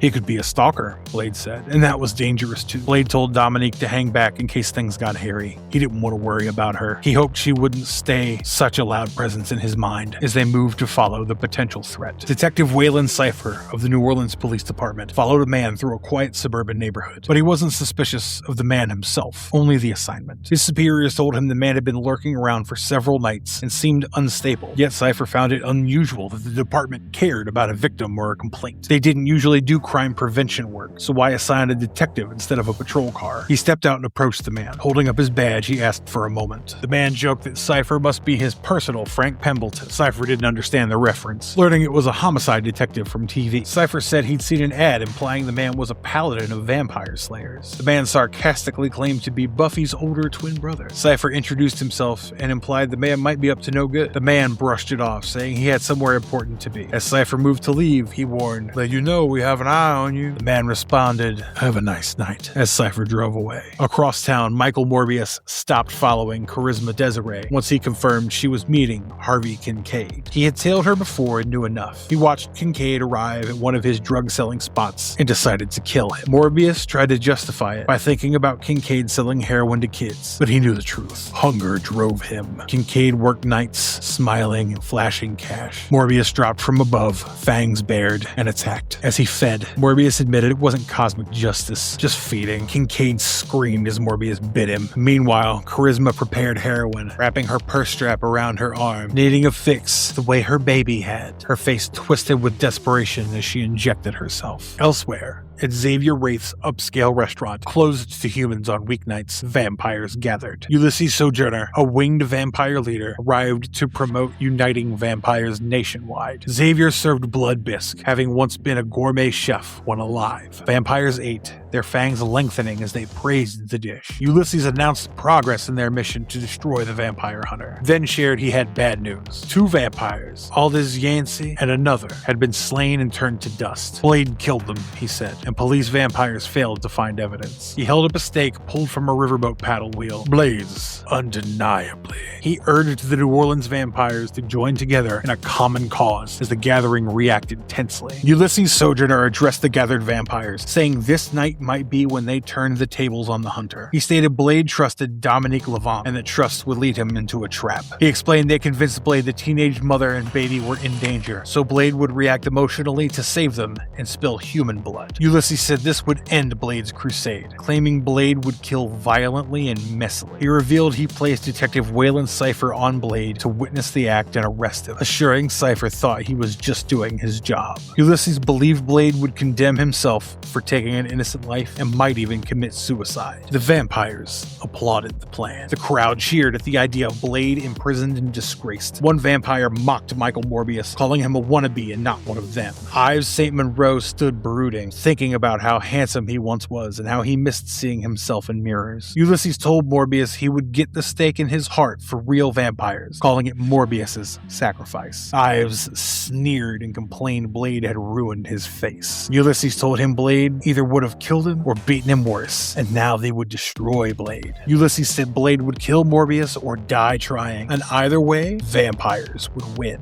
Elsewhere, Blade walked through the city, troubled by screams in the night and thinking about finding Charisma Charisma Desiree and the strange way Cypher had appeared earlier. He feared Dominique's voice might have betrayed him. The screams grew louder as he rushed towards them, hoping it wasn't Charisma, but feeling it likely was. Morbius found Charisma in a ruin, and she saw him over Harvey's corpse. She screamed he took her source and swung a metal hook at him. Morbius tried stopping her, saying he wanted to help her and save her from herself, but she attacked wildly, ranting he knew nothing. She fought like a frantic addict, calling him a psycho, and struck him repeatedly. Morbius briefly restrained her, but she clawed free and fled for her baby. Blade arrived as Charisma stumbled out, holding the screaming child. She ran into him in a panic, and Blade's first thought was she might drop the baby. Charisma held her screaming baby, its face purple with effort, and a man reached toward her in concern. Suddenly, a bat-winged figure swooped from an alley. Blade jumped in to intercept, recognizing a stalker like the night before, and realizing Dominique had been right. Charisma was in danger. The vampire lunged, calling Charisma his and demanding she help him. Charisma backed away near a car as the creature chased her. Blade swung a burning door at him, yelling, "Heed this!" and slammed him into the ground. The car's driver snapped awake, terrified he might hit someone, as Charisma fled, clutching her baby. Blade tried calling after her, but she ran, believing she needed her father, despite hating him more than anyone. Seeing the St. Charles streetcar, she rushed towards it. She begged the conductor to move the car, insisting people were after her. The baby screamed, and the man saw a figure chasing across the rooftops. The stalker, Morbius, leapt, and Blade grabbed onto the moving streetcar too. Morbius demanded to know who Blade was. Blade claimed vampires should know him and called Morbius his boogeyman. Morbius shouted he wasn't a vampire. Blade pointed at his bloody lips and mocked him. Blade taunted him about losing control over Charisma. Morbius yelled he was taking care of her. Blade asked if Morbius worked for Harvey Kincaid. Morbius insisted he came to bring Charisma peace. Blade promised to bring him eternal peace instead, painfully, with a stake. They fought on the roof as the streetcar raced to the market. Charisma screamed to be let off, clutching a syringe for comfort as the baby cried. She ran into the crowded market calling for help. Newton Desiree stared, confused. Morbius glided in behind her like a dark cowboy, and Blade pursued. Blade drew a stake, ready to strike. He threw it straight at Morbius's heart. That ended the alliance written in blood.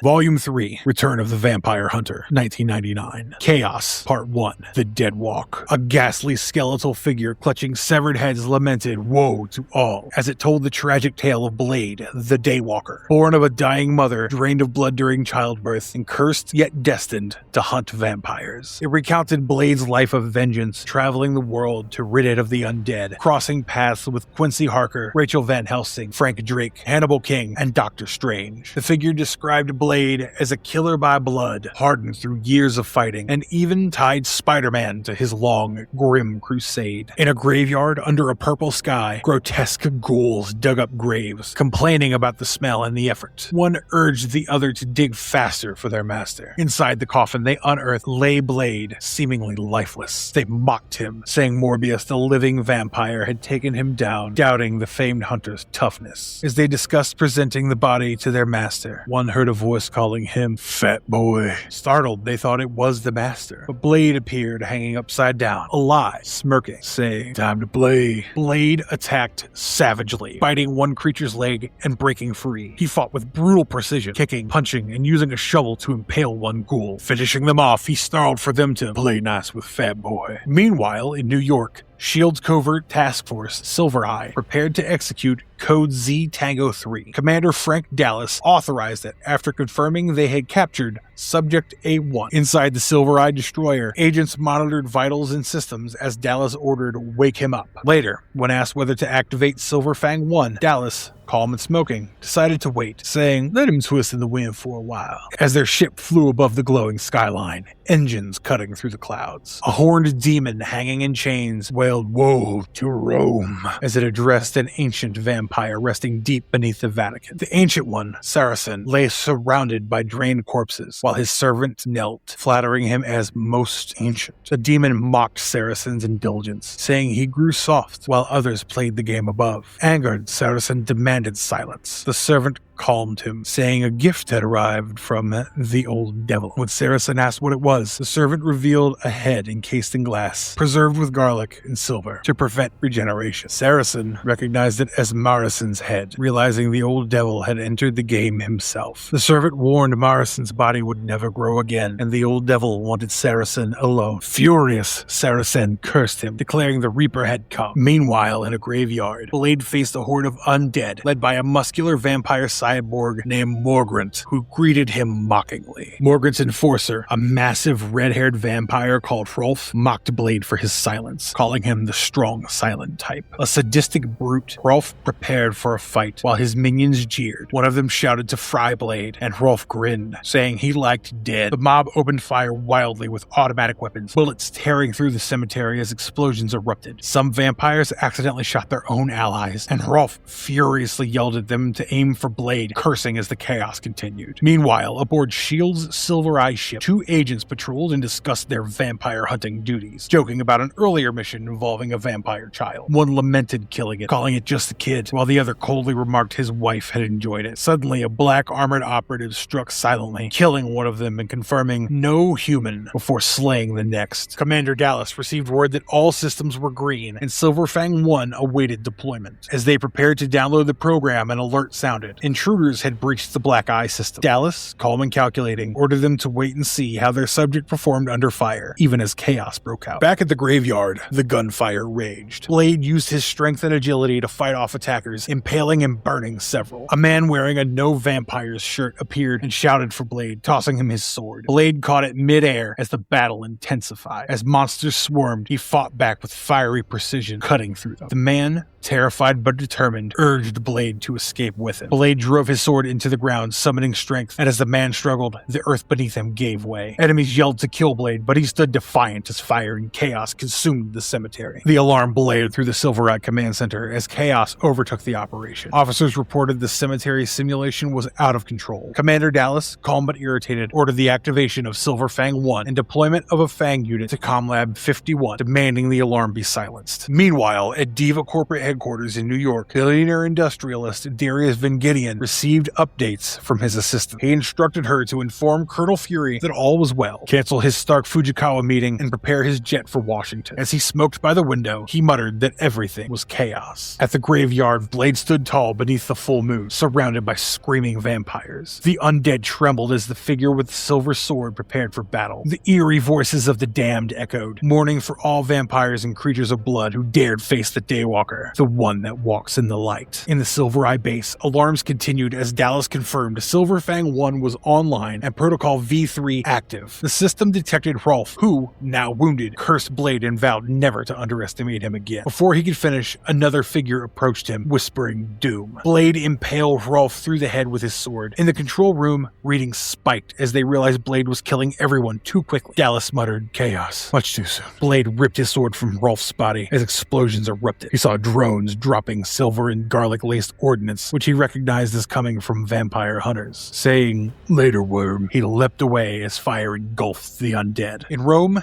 agents tracked the ancient vampire Saracen near the Colosseum. Beneath it, Saracen arrived with his servants, greeted by followers who declared the blood ready for the awakening. When asked if he knew what he was unleashing, Saracen simply replied, "Yes." In the Silver Eye destroyer, high above New York, armored soldiers prepared for deployment as alarms blared. Their leader ordered them to stay sharp, warning they might need to clip some lead tonight. Meanwhile, agents below searched for intruders around Comlab 51. One reported finding a tied-up operative, another missing. They discovered an open-air vent and realized the intruders had escaped through it into the ship's hull, where a figure crawled outside in the night. At the cemetery, a Silver Eye assault team arrived, deploying heavily armed troops and aircraft. Lieutenant Nathan Paul, leader of Silverfang 1, commanded his men to surround and destroy the vampires. Blasts lit the graveyard as soldiers fired silver rounds. One shouted, "Eat silver, unliving scum," while others mocked the vampire's weakness. Croft spotted Blade and sneered, calling him Worm Walker. Blade met his taunt with a cold, "You bet." The soldiers, elite vampire hunters trained to exterminate the undead, pressed forward under Paul's orders. The hunters soon confronted Blade directly, recognizing him as neither pure vampire nor human. They called him a freak and debated shooting him. As they opened fire, Blade dodged at blinding speed, moving like lightning. Despite their precision, he stayed ahead of the gunfire. Hrolf rallied his own undead, mocking the humans and sending more vampires to attack. One of his men hesitated, fearing they were outmatched, but Hrolf threatened and ordered them to fight on, laughing maniacally as more soldiers and vampires clashed violently. Amid the chaos, Hrolf tore into the Silverfang troops, slaughtering several as the ground burned with silver explosions. Commanders above monitored the situation, realizing control was slipping. As vampires and soldiers battled, Blade reappeared, cutting through the chaos while gunfire erupted around them. Inside the Silver Eye command ship, Dallas was informed of escalating problems. The intruders had moved outside the vessel, and 2 Silver Fang soldiers had been killed, one by mistake. His team reported the program had been altered, the subject showing extreme stress, and an explosion had damaged the ship's stabilizers. Dallas blamed chaos itself, the Daywalker. He realized they needed Blade alive, calling him the only one capable of making the Prometheus simulation work. Dallas ordered the simulation shut down and the system purged, hoping Blade wouldn't be left brain dead.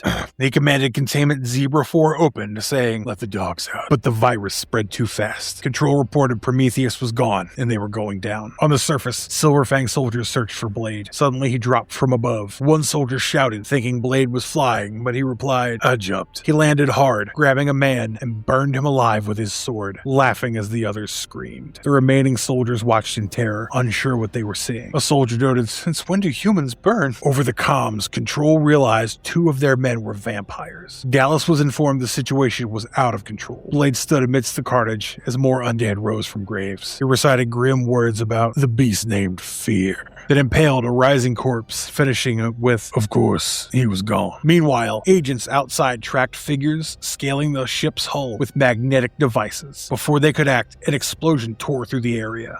Officers inside worried something was wrong with the commander. His eye seemed to be bleeding, but Dallas dismissed it and ordered, "Release the dogs." Outside, monstrous black creatures with glowing eyes burst free. Soldiers panicked as 2 of the beasts attacked, killing several. One operative named Mikado screamed as the creature slaughtered his team. As they fell from the sky, his partner parachuted to safety, muttering, "Figures." After slamming onto a rooftop, the 2 surviving women, Mikado and Gokuro, rose in pain. Mikado declared they had to go back, realizing Blade was still aboard the ship and his mind was being twisted. The 2 agreed to return. Chaos Part 2.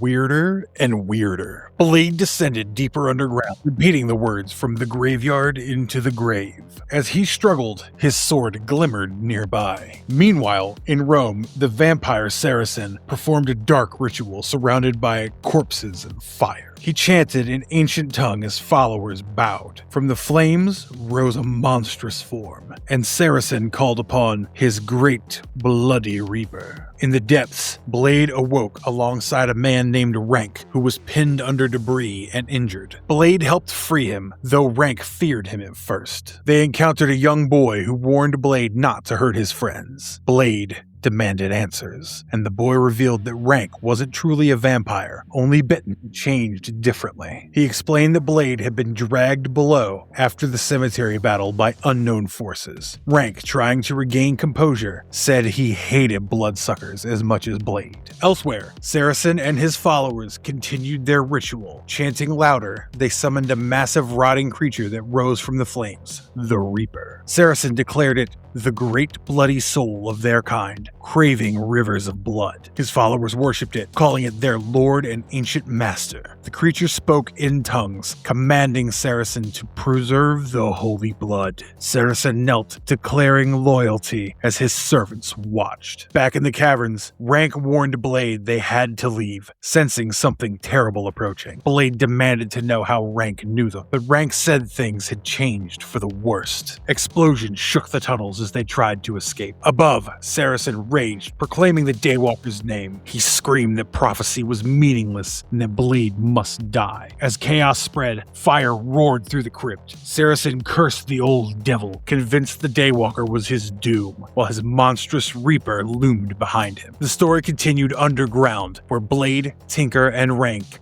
navigated through a maze of tunnels. Tinker called out to Blade, telling him he was going the wrong way, but Blade pushed forward. She urged him to follow her path instead. As they argued, Silver Eye soldiers entered the tunnels, spreading out to hunt them down, ordered to find these freaks. Meanwhile, deep in the crypt, one of the vampire priests commanded another to kill a captive. A grotesque vampire creature obeyed, feeding on a victim as the ancient vampire lord was informed that many others were approaching. The lord approved, saying, "Gentle, yes, yes." In Washington, D.C., the two vampire twins, Mikado and Yuki, landed from their ship, having survived their earlier battle. They reported to Darius Vinginian, the Silver Eye leader, who met with government officials concerned about the project's failure. Inside the Pentagon, the president's representative expressed alarm over the Silver Eye disaster, but Vinginian dismissed it as a temporary glitch. The officials discussed the situation while Captain Dallas silently watched, blood trickling from his eye, hinting at corruption within Silver Eye. Elsewhere, in a forest near the cemetery, Blade crawled from the ground, whispering "Whoa" as he recovered from his perilous battle. Rank called for him but couldn't see him. They decided to keep moving before they were caught. Nearby, Silverfang regrouped with the Silver Eye troops, reporting that the mission went well. As they prepared to secure the area, Silverfang sensed something and warned his team they had company. It's him.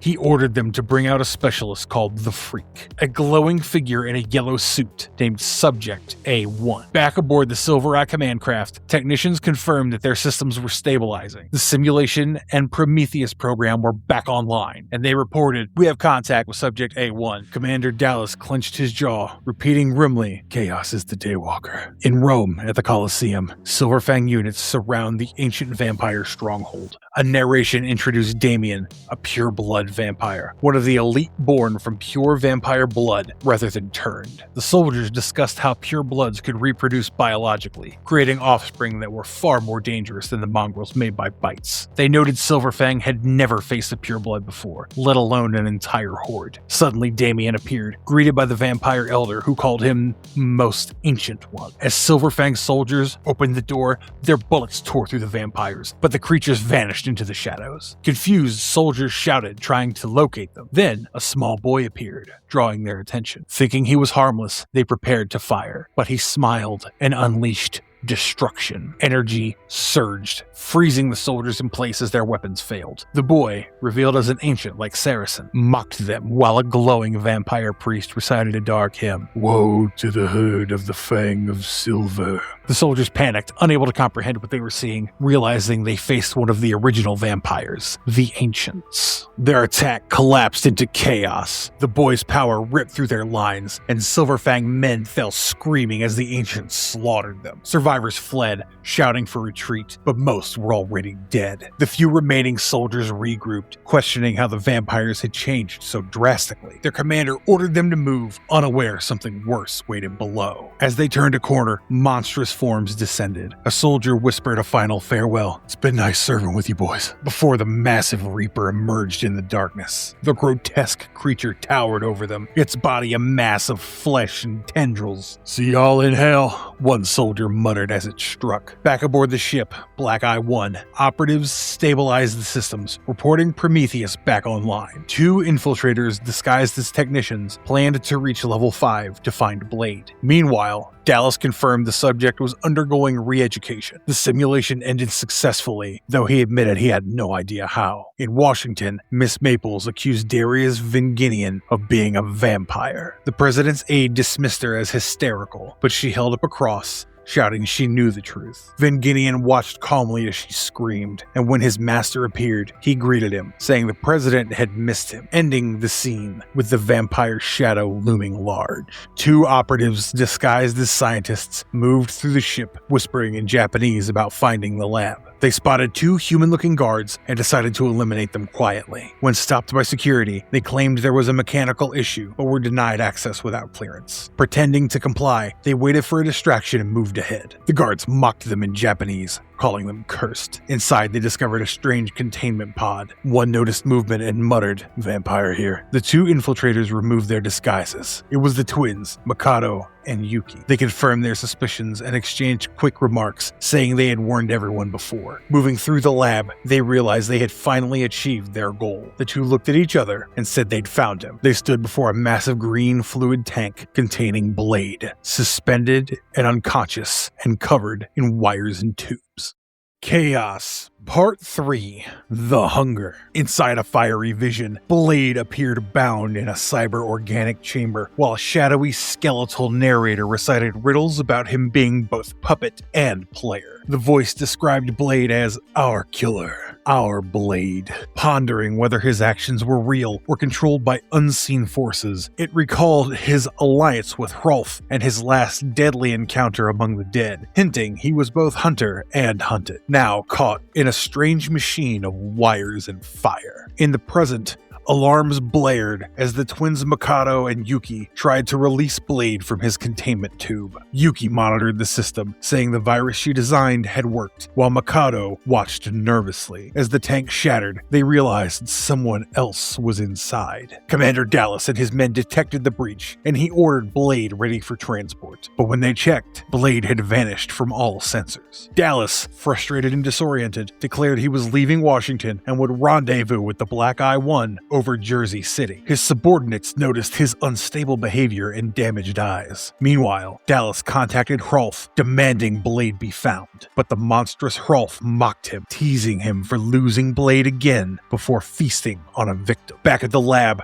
the twins discovered the creature from the tank wasn't Blade, but a mutated being infected by the virus meant for him. Yuki dismissed it, wanting to move on, but Makoto insisted on helping it. As they argued, the creature stirred, whispering that if they wanted to play games, he'd join. From the shadows, the real Blade emerged, fully armed and in control, holding his sword. Smirking, he revealed he was never in the tank at all, stepping forward, confidently telling the stunned twins, "If you girls really want to play with me." Aboard the Diva Learjet, a servant poured blood from suspended human donors into glasses for a refined vampire, Mr. V. As he savored it, a terrified man stumbled through a tunnel below ground, muttering no repeatedly. The vampire, Tinker, bleeding from his eyes and trembling, whispered about the Reaper, once thought to be a myth, but now real. A pale vampire beside him confirmed it, calling it most excellent. They spoke in an ancient tongue, warning, "The Reaper. Beware the Reaper." A monstrous figure then opened his eyes, muttering "Daywalker" as the jet soared into the night. Commander Dallas demanded updates from his Silver Eye units Fang 1 and Fang 2, while blood streamed from his eyes. The ships were far, and his men requested urgent backup, reporting vampire activity on board. Dallas ordered them to hold position. As his team examined a patch of purple, burning residue, they realized it was vampire blood and radioed an alarm. "We've got vampires." In the facility, Blade confronted Makoto and Yuki, who insisted they were his allies. Yuki reasoned that his mind had been tampered with, while Makoto called him Big Boy and said they were trying to help. Blade warned them that steel stood between them and accused them of deceit. Makoto pleaded that they were hunters too, mentioning Tinker and Frank. Blade smiled darkly, saying he was glad they found him, before suddenly striking Moshe across the face, calling her an assassin. Enraged, Makoto attacked, and they fought fiercely while Moshe shouted that he didn't know what he was doing. Blade struck her down, grinning as she collapsed. Dallas, losing control, yelled at his frightened subordinates, while Blade appeared behind him, mocking that he wished they would play. His speed overpowered Makoto as he disarmed her, laughed, and said, "You're it," just as a gun clicked behind him and someone ordered him to drop his weapon. Blade attacked swiftly, his words cold and deliberate. "You do not want to play." Moshe struck him with an electric weapon, sparks flying as it connected. He staggered but recovered quickly. Makoto praised her sister's aim, yet both realized how tightly Blade's mind was controlled. Moshe warned he would kill them if they didn't defend themselves, but Blade, standing calm and collected, replied that he would kill them anyway. Elsewhere, Commander Dallas demanded updates from Fang units. His lieutenant reported chaos and distant delays. Dallas pressed for intelligence and ordered someone inside the lab. A soldier entered, finding green fluid across the floor and faint sword clashing nearby. Reporting what he saw, he was met by Blade, who coldly told him the room was private and to leave. When the soldier hesitated, Blade raised his hand menacingly, and the man stammered before retreating. Another officer tried to report Blade's presence, but was intercepted by Hrolf, who grabbed him by the head and mockingly said Blade was just dancing with the ladies. The frightened man thanked him and hurried off as Hrolf laughed. Inside, Makoto and Moshe struggled against Blade. Moshe insisted they shouldn't be fighting him, but Blade told them to surrender, warning they were no match. Makoto defied him, shouting that he'd never win. Blade attacked with precision, but his hand hesitated. Something seemed to control him. From elsewhere, Tinker and Rank appeared on a monitor, demanding he kill the assassins. Their influence pushed Blade to obey, his eyes filled with rage as he repeated, "Kill them both." Blade lunged violently, striking Makoto down. Moshe, in pain, told him he was too far gone. He answered that he had to kill her. for her soul. She slashed him once, but he countered, stabbed her through, and whispered, "Good night, assassin," as she fell motionless before him. Hrolf watched Blade tremble and smiled, realizing he hadn't killed his targets outright. He told Rank that meant something. The bloodlust was taking over. They noted how Blade shook as the hunger consumed him. Hrolf said the blood had him good. Rank repeated, "The hunger." Their control grew stronger as Blade stared blankly, hearing their voices command, "Take the blood." Hrolf's voice echoed in his head, "Our life, your life." Blade repeated, "My life." He leaned over Mikado, who was weak and bleeding, whispering, "The blood, the hot, sweet blood." Hrolf and Rank urged him on, shouting, "Do it! Feed!" Blade hesitated briefly, but Hrolf pressed harder. "Drink deep, Eric. Drink her life." Blade's fangs extended as he sank them into Mikado's neck, muttering, "Drink deep." As he drained her, he growled, "Her life, my life," overwhelmed by the hunger. Nearby, Moshe struggled up, horrified, and screamed, "No, Blade, no!" as she saw him holding Mikado limp in his arms. In the desert, the scene shifted to a barren land at dusk. A cloaked figure walked through the dust clouds as a voice spoke of woe. "Woe to the herd from the time of not yet, for the one of dark comes, riding the great grey dog." A bus passed through the wasteland as the figure continued forward into the fading light, the voice repeating, "He comes at night to the land of the sun." Chaos Part 4, Frosty Memories. Blade's hunger consumed him as he clutched Mikado, his fangs glinting. The voice of Rank echoed, chanting, "Woe, woe to all that breathe, woe to all with blood most red, for our dread hunter, our bewitched hero, our Blade, he hungers." Blade bit into Mikado's neck, feeding as blood ran down his mouth. She gasped weakly, and Moshe screamed for him to stop. Hrolf urged him on. "Yeah, baby, do it," while Rank commanded, "Drink, Eric, drink deep. Drink the hot, sweet blood." Blade murmured the same words, as if entranced, trembling from the conflict inside him. Moshe tried to intervene, yelling that he wasn't one of them. Hrolf taunted, "It's the thirst, Daywalker. She is yours, Eric." His mind filled with whispers, "Weak, your enemy, your foe, give in to the thirst." Blade gritted his teeth, his face turning red with strain. Then in a surge of will, he stopped, whispering, "Let her go." A glowing blade appeared, held by a newcomer, Patriot, who warned, "Take it easy. Let her go, you vampire scum." Blade remained silent, glaring as Patriot's ally aimed a sword at his throat. Patriot demanded, "Who are you, old man?" Blade replied coldly, "You can barely stand. Put that sticker away." The man mocked, "Call me Blade, bloodsucker." Blade corrected him, "I'm Blade, you fool," and stabbed him in the side. Patriot fell as Blade declared his name again. "I am Blade." Hrolf roared in anger, calling him an idiot for ignoring their commands. Blade fought the attackers brutally, slashing and breaking bones. The fight turned bloody as he ripped and tore through them with savage strength. Hrolf screamed, "Feed, Blade. It's the hunger. It's in your blood." Blade, panting over Mikado's body, whispered, "Her blood," struggling between the thirst and what was left of his humanity. At Black Eye's control center, a wounded commander asked for an ETA. His subordinate reported Fang 1 arriving in 7 clicks and Fang 2 in 1. When asked about Dawn, he answered, "Sunrise in 24 clicks." The commander muttered that meant 24 minutes till the end. At a cemetery, soldiers tracked Blade, saying he came through there. One spotted movement, but realized it was just corpses and rats. The team fanned out, dismissing the scene as freaky but harmless. Hidden nearby, a red-hooded man shivered and whimpered, saying he didn't know what to do as rats squeaked beside him. Meanwhile, Blade held Mikado and muttered, "Blood is life." Hrolf and Rank tempted him, claiming they only fed on evil and that she was evil. Blade resisted weakly, groaning, "No," but Hrolf screamed at him to do it. Rank echoed the words, "Feed, Eric.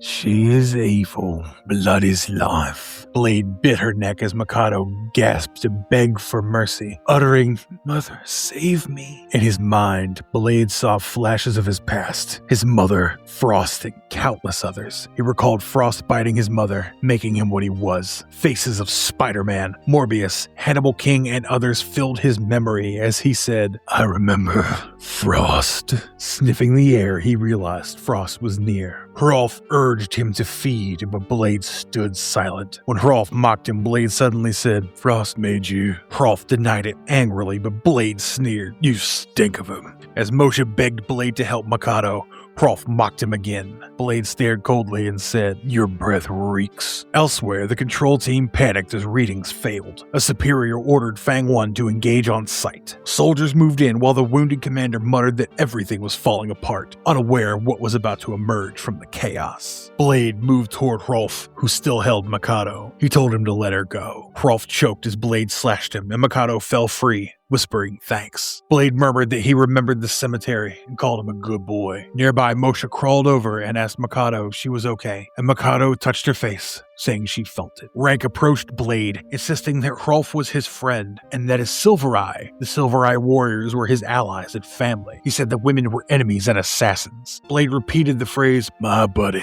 Blade dismissed the corpse with a "see ya, freak," while Hrolf, recovering, snarled that he never liked Rank anyway. Hrolf warned Blade that he should have killed him while he had the chance, and called him Worm Walker. Blade replied that he just made the biggest mistake of his life, invited him forward. "Come here, buddy." Silver Eye soldiers arrived overhead. Hrolf barked at them to stay out, saying he would gut anyone who interfered. Their commander ordered them to hang back. Moshe commented that this looked bad. Mikado responded sarcastically, saying it would be awesome. Hrolf rushed Blade, swinging blades wildly. He demanded to know when Blade was made, how long had he been Frost's slave, and screamed that he would rip his guts out. Blade countered that he was no man's pawn, and asked if Frost was behind everything. Steel clashed. Hrolf scored a cut and declared first blood. Blade answered that he would never be here again and struck back. Elsewhere, Commander Dallas lay dead. His men argued whether it was an aneurysm or a psychic attack. Commander Spencer took control, ordering Fang 1 to gas the room and kill them all. A soldier reported an unknown object descending from the stratosphere. Spencer ordered it blown out of the sky. Gas filled the battlefield. Hrolf stabbed Blade once and taunted him about having fun. Blade smirked and asked what was wrong. The gas flooded in. Hrolf shouted in frustration that he had him. Troops sprayed the fog.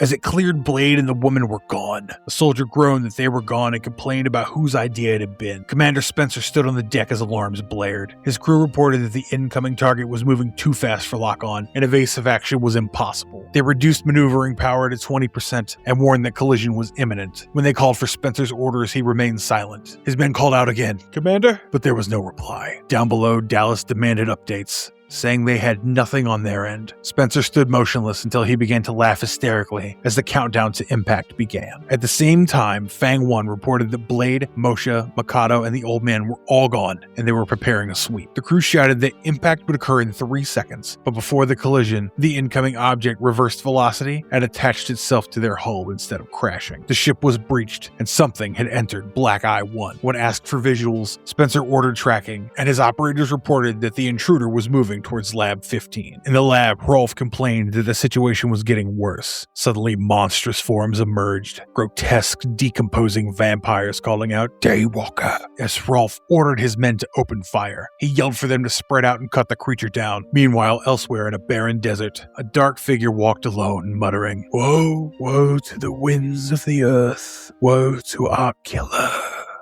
Chaos, Part 5, Reaper. Aboard the Vampire command ship, various faces recited names and fates. They spoke of Blade, born and bred a hunter, and the twins Moshe and Mikado, a deadly duet. They named the Red One a savage mongrel, and Venginian, whose name alone was enough. They called the Reaper, doom of failed blood drainers, and the Tinker. They cursed the confused, the old patriot, and all who rode Silver Eye's bellies as a Black Eye craft launched with fire beneath it. Inside, chaos erupted. The monstrous Reaper tore through Silver Eye troopers, smashing bodies as alarms blared. A hulking red-haired fighter panicked as the creature hissed, "Daywalker!" He stumbled, realizing it recognized Blade. While soldiers shouted to keep firing, they were crushed in moments. The red-haired fighter backed away, terrified and ready to run. Elsewhere, Moshe, Mikado, and the Blade clone moved through corridors, trying to escape. The clone complained about being lost, while Mikado urged speed. Moshe muttered about vampires hunting them. Mikado stopped to pull out a proximity bomb crafted by Tinker, calling it a nasty surprise. She said it so that anything following them would trigger an explosion. Then they hurried towards the landing bay. Outside Lab A5, screams echoed. Inside, the Reaper repeated, "Daywalker!" standing over mutilated guards. It approached a frightened old man and the red-haired fighter. Pale, vampiric figures emerged, touching the fighter. They smelled something strange, a blending of vampire and human. They called his blood impure but strong, old and diluted. They decided to leave him be. The Reaper ordered them to find the Daywalker. The red-haired fighter nervously backed away, saying they could have the Daywalker, then fled into the darkness. On the command deck, a soldier reported an unknown vessel had breached Black Eye and wiped out Fang troops. An explosion rocked the ship. Elsewhere, Moshe, Mikado,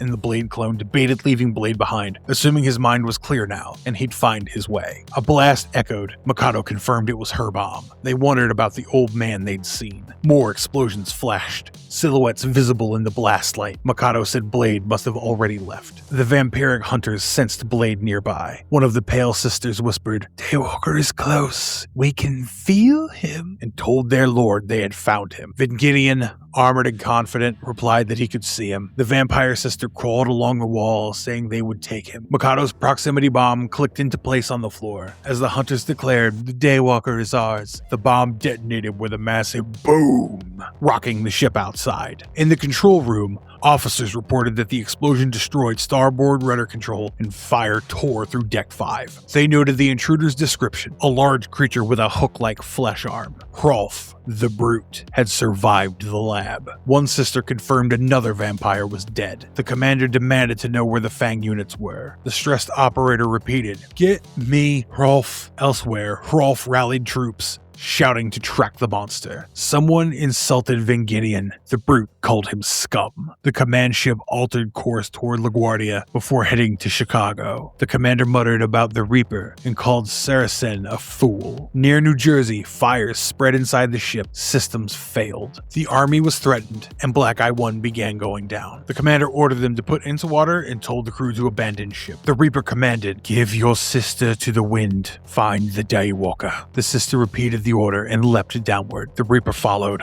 burning as it dropped. Tracking continued. They found 4 scents, 2 female, 2 male. The sisters debated whether the Daywalker was lost in the fire, but Vingideon insisted he could still find him. The sisters said they would find Blade through the females. Meanwhile, Moshe and Mikado trudged through the burning corridors, arguing about whose idea this was. Emergency orders blasted. "Abandon ship!" Troops rushed to the escape pods. Officers argued about duty, but ultimately fled. Hrolf stomped past them. Down in a quiet cabin, Blade, now clear-minded, retrieved his sword and sunglasses, preparing to move. A pale, skeletal vampire warrior drifted above the burning command ship, lamenting woe as troops fled in pods. It spoke of the herd fleeing like rodents. Moshe and Mikado watched from inside, one saying whoa, before they reached the landing bay doors. Mikado muttered, "What a great plan." Inside the ruined bay, everything burned. Mikado asked if Moshe had a parachute. She didn't. They searched rubble for emergency chutes. Elsewhere, officers panicked, sensing Spencer would do something drastic. Back in the day, the sisters complained about the rescue plan. Mikado wondered where Blade was. They stepped in entrails and realized something had spilled its guts. A pale vampiric female rose, speaking in old tongue. More rose behind her. "This just keeps getting better," one sister said. The Reaper then loomed, chanting Daywalker. The sisters readied weapons. Mikado apologized to Moshe. Moshe said they stood together. Blade stepped from a doorway, asking, "Someone looking for me?" The vampires shouted, "Daywalker!" Blade said, "Lucky you." The Reaper sprang toward him. Moshe yelled for Blade to watch out, but Blade replied he already knew. The Reaper slammed at him. Moshe attacked with a sword, screaming to die, but more vampires grabbed her. One sister screamed, "Moshe!" Blade's sword flew, then sunglasses clattered. Moshe fought free and dragged her sister, yelling to go. The Reaper kept chanting, but one sister emptied her gun into it. The other reminded her it did nothing. Vampires swarmed, carrying Moshe's sister off. One yelled they were coming, serving their mother. The Reaper sniffed and moved toward a fallen figure, but it was the Blade clone, who taunted, "Surprise, that ain't me." Blade stormed in, and the sisters shouted in relief. Blade declared, "I am Blade, ugly." The clone stuttered it was Blade too. The Reaper roared, and Blade mocked its smell. The ship shook. In the control room, Spencer's men realized something was wrong. Spencer overheard they'd been tricked. Then suddenly, one crewman choked as chaos continued aboard. Blade and the twins escaped into the night as the burning vampire blimp drifted. Moshe said she couldn't find the old man, only blood. Blade called him tough. The sisters asked what to do next. Blade said a craft waited on top of the blimp, and they needed to run. One sister asked what the explosion was. Controls. Blade replied it was a little bit of sun. Before they could relax, she pointed. Reaper and feral vampires flew towards them, yelling, Daywalker! Blade told them to run. Mikado asked to sunblast again, but Blade said he only had one. Reaper's brood chanted in their language and attacked. Blade charged, shouting, time to die, Hellspawn, and grappled the Reaper. He cut baby vampire tendrils and hurled them off, slicing the Reaper's tether so it fell screaming. The sisters ran across the hull. One remarked she couldn't believe Blade did that. The other said to believe it. They spotted the craft and headed for it. In the control room, Spencer twitched and obeyed Vinginian's mental command, saying, Yes, Master. Moshe urged hurry. Blade sensed the blimp turning away from the water. The burning ship plunged toward the city. People below pointed at the fiery craft. The final duel was coming. Chaos. Finale. Duel at dawn. As the vampire blimp burned over the city, a solemn chant spoke of woe for killers. Blade, the hunter, and the twins on the brink of deliverance. The Reaper crawled across the hull, promising death as the ship descended. The chant warned doom for the city, and the Spencer cow, calling him a pawn and a fool. Inside, Spencer, possessed by Vinginian, worked the controls. On deck, Blade told Moshe and Mikado to take the craft and go. They protested, but he insisted. The Reaper shrieked, Daywalker! And Blade ran back inside to stop the crash. Spencer panicked, holding a gun, telling Blade he would use it. Blade calmly told him to back away. Spencer cried for help before shooting himself. Blade entered the control room, saying the controls were damaged and jammed. The sisters tried to help from another console, bickering over which switch to use. A pale vampiric woman announced she had found the Daywalker. She attacked Blade, whose suit ripped as he fought through. He threw her aside, saying he didn't have time. The seer's voice whispered, Whoa, as Blade forced the blimp's nose away from the skyscrapers. The attacking vampire begged the Reaper for help before being impaled mid-scream. Blade swore the ship would not crash in the city. Mikado admitted she didn't understand the language on the controls, randomly pressing buttons. The blimp dipped and lurched. Blade struggled to pull the controls up as the Reaper burst in, roaring, Daywalker! Blade strained, forcing the ship upward. He muttered about finding open ground. The ship headed toward a cemetery. The twins saw it clearing the skyline and hoped their luck was changing. Reaper tackled Blade again, declaring he finally had him. Blade yelled for him to burn. The sisters realized the craft wasn't moving because magnetic clamps held it. They shouted they had to release them as the ship threatened to crash into the graveyard below. Police officers ran through a cemetery at night after spotting something falling from the sky. One officer shouted, Freeze! At crashing debris, then panicked as a huge burning blimp descended. A scared old man climbed out of a mausoleum, confused, recognizing the blimp and saying it looked like war was happening. The cops tried to calm him, but he freaked out, shouting he had to get out. The blimp smashed into the cemetery with a loud explosion. Inside the wreck, burning consoles and wreckage surrounded Blade. A pale skeletal watcher outside whispered, Whoa! At the crash and flames. Inside, the voice said Blade lived and called him their boy, hunter, and killer. Blade stood up, half shirtless, sword in hand, saying, What a ride. The Watcher spoke of fires of hell and the dead, then noticed survivors. Blade saw a burned vampire woman crawling. He killed her by driving his sword down on her. The Reaper crashed while shouting, Daywalker, repeatedly in its guttural language. Blade answered, Let's dance, demon. Let's end this now. They fought among burning machinery. Blade swung, but the Reaper lunged, smashing him into equipment. Blade grunted in pain. The Reaper kept screaming, Daywalker, as it punched him again. Outside, debris flew from the wreck as flames hit the gravestones. The old man peeked out from safety, hearing the guttural shouting. He wondered if Blade was confused again and yelled to the fleeing cops that Blade needed help. The police ran away. Blade struck the Reaper, sword flashing. Near a warehouse district, the twin sisters crash-landed their small craft after releasing magnetic clamps. Their ship skidded, hit trash bins, and smashed into a building. They remarked they hadn't killed the big boy. One said the mission wasn't a total loss. Then they spotted a black Shelby Mustang. One asked the other if she was thinking what she was thinking. They both smiled and said, yes. Inside a vampire escape pod, Rolf scolded the smaller pilot for opening the hatch too soon. The pilot mocked him, saying if he hadn't gotten out, he would have burned like barbecue. Poof, just vapor. Rolf exploded in anger, calling them idiots and threatening them. The pod floated near a building marked Diva in New York City, and he climbed out, savoring fresh air and saying it had started to stink in there. Inside the pod lay burnt skulls. Back in the cemetery, Blade crashed into a crypt wall as the Reaper hurled him. The monster shouted, Daywalker, in its guttural language. Blade tried to strike, but the Reaper slammed him again, sending him flying into gravestones. Blade growled it was time for the creature to die. They traded heavy blows. The Reaper pounded him into the ground and stood over him, saying the Daywalker lived a hard, hungry life and now was going to die. Blade downed, muttered, "Demon." The sun began to rise. Blade smirked. "Good morning, sunshine," as the monster shrieked, catching fire in the daylight. Blade mocked that vampires were all the same. The burning Reaper tried to dig into the dirt to escape the sunlight, the Watcher's voice chanting woe. Blade told it it wasn't going anywhere and would burn. The Reaper screamed as the flame consumed it. Blade commented, "Fry." The Watcher intoned, "Woe to the hunter of hunters," as the creature burned away. Reaper transformed into a burned female vampire and staggered up, gasping, "Daywalk."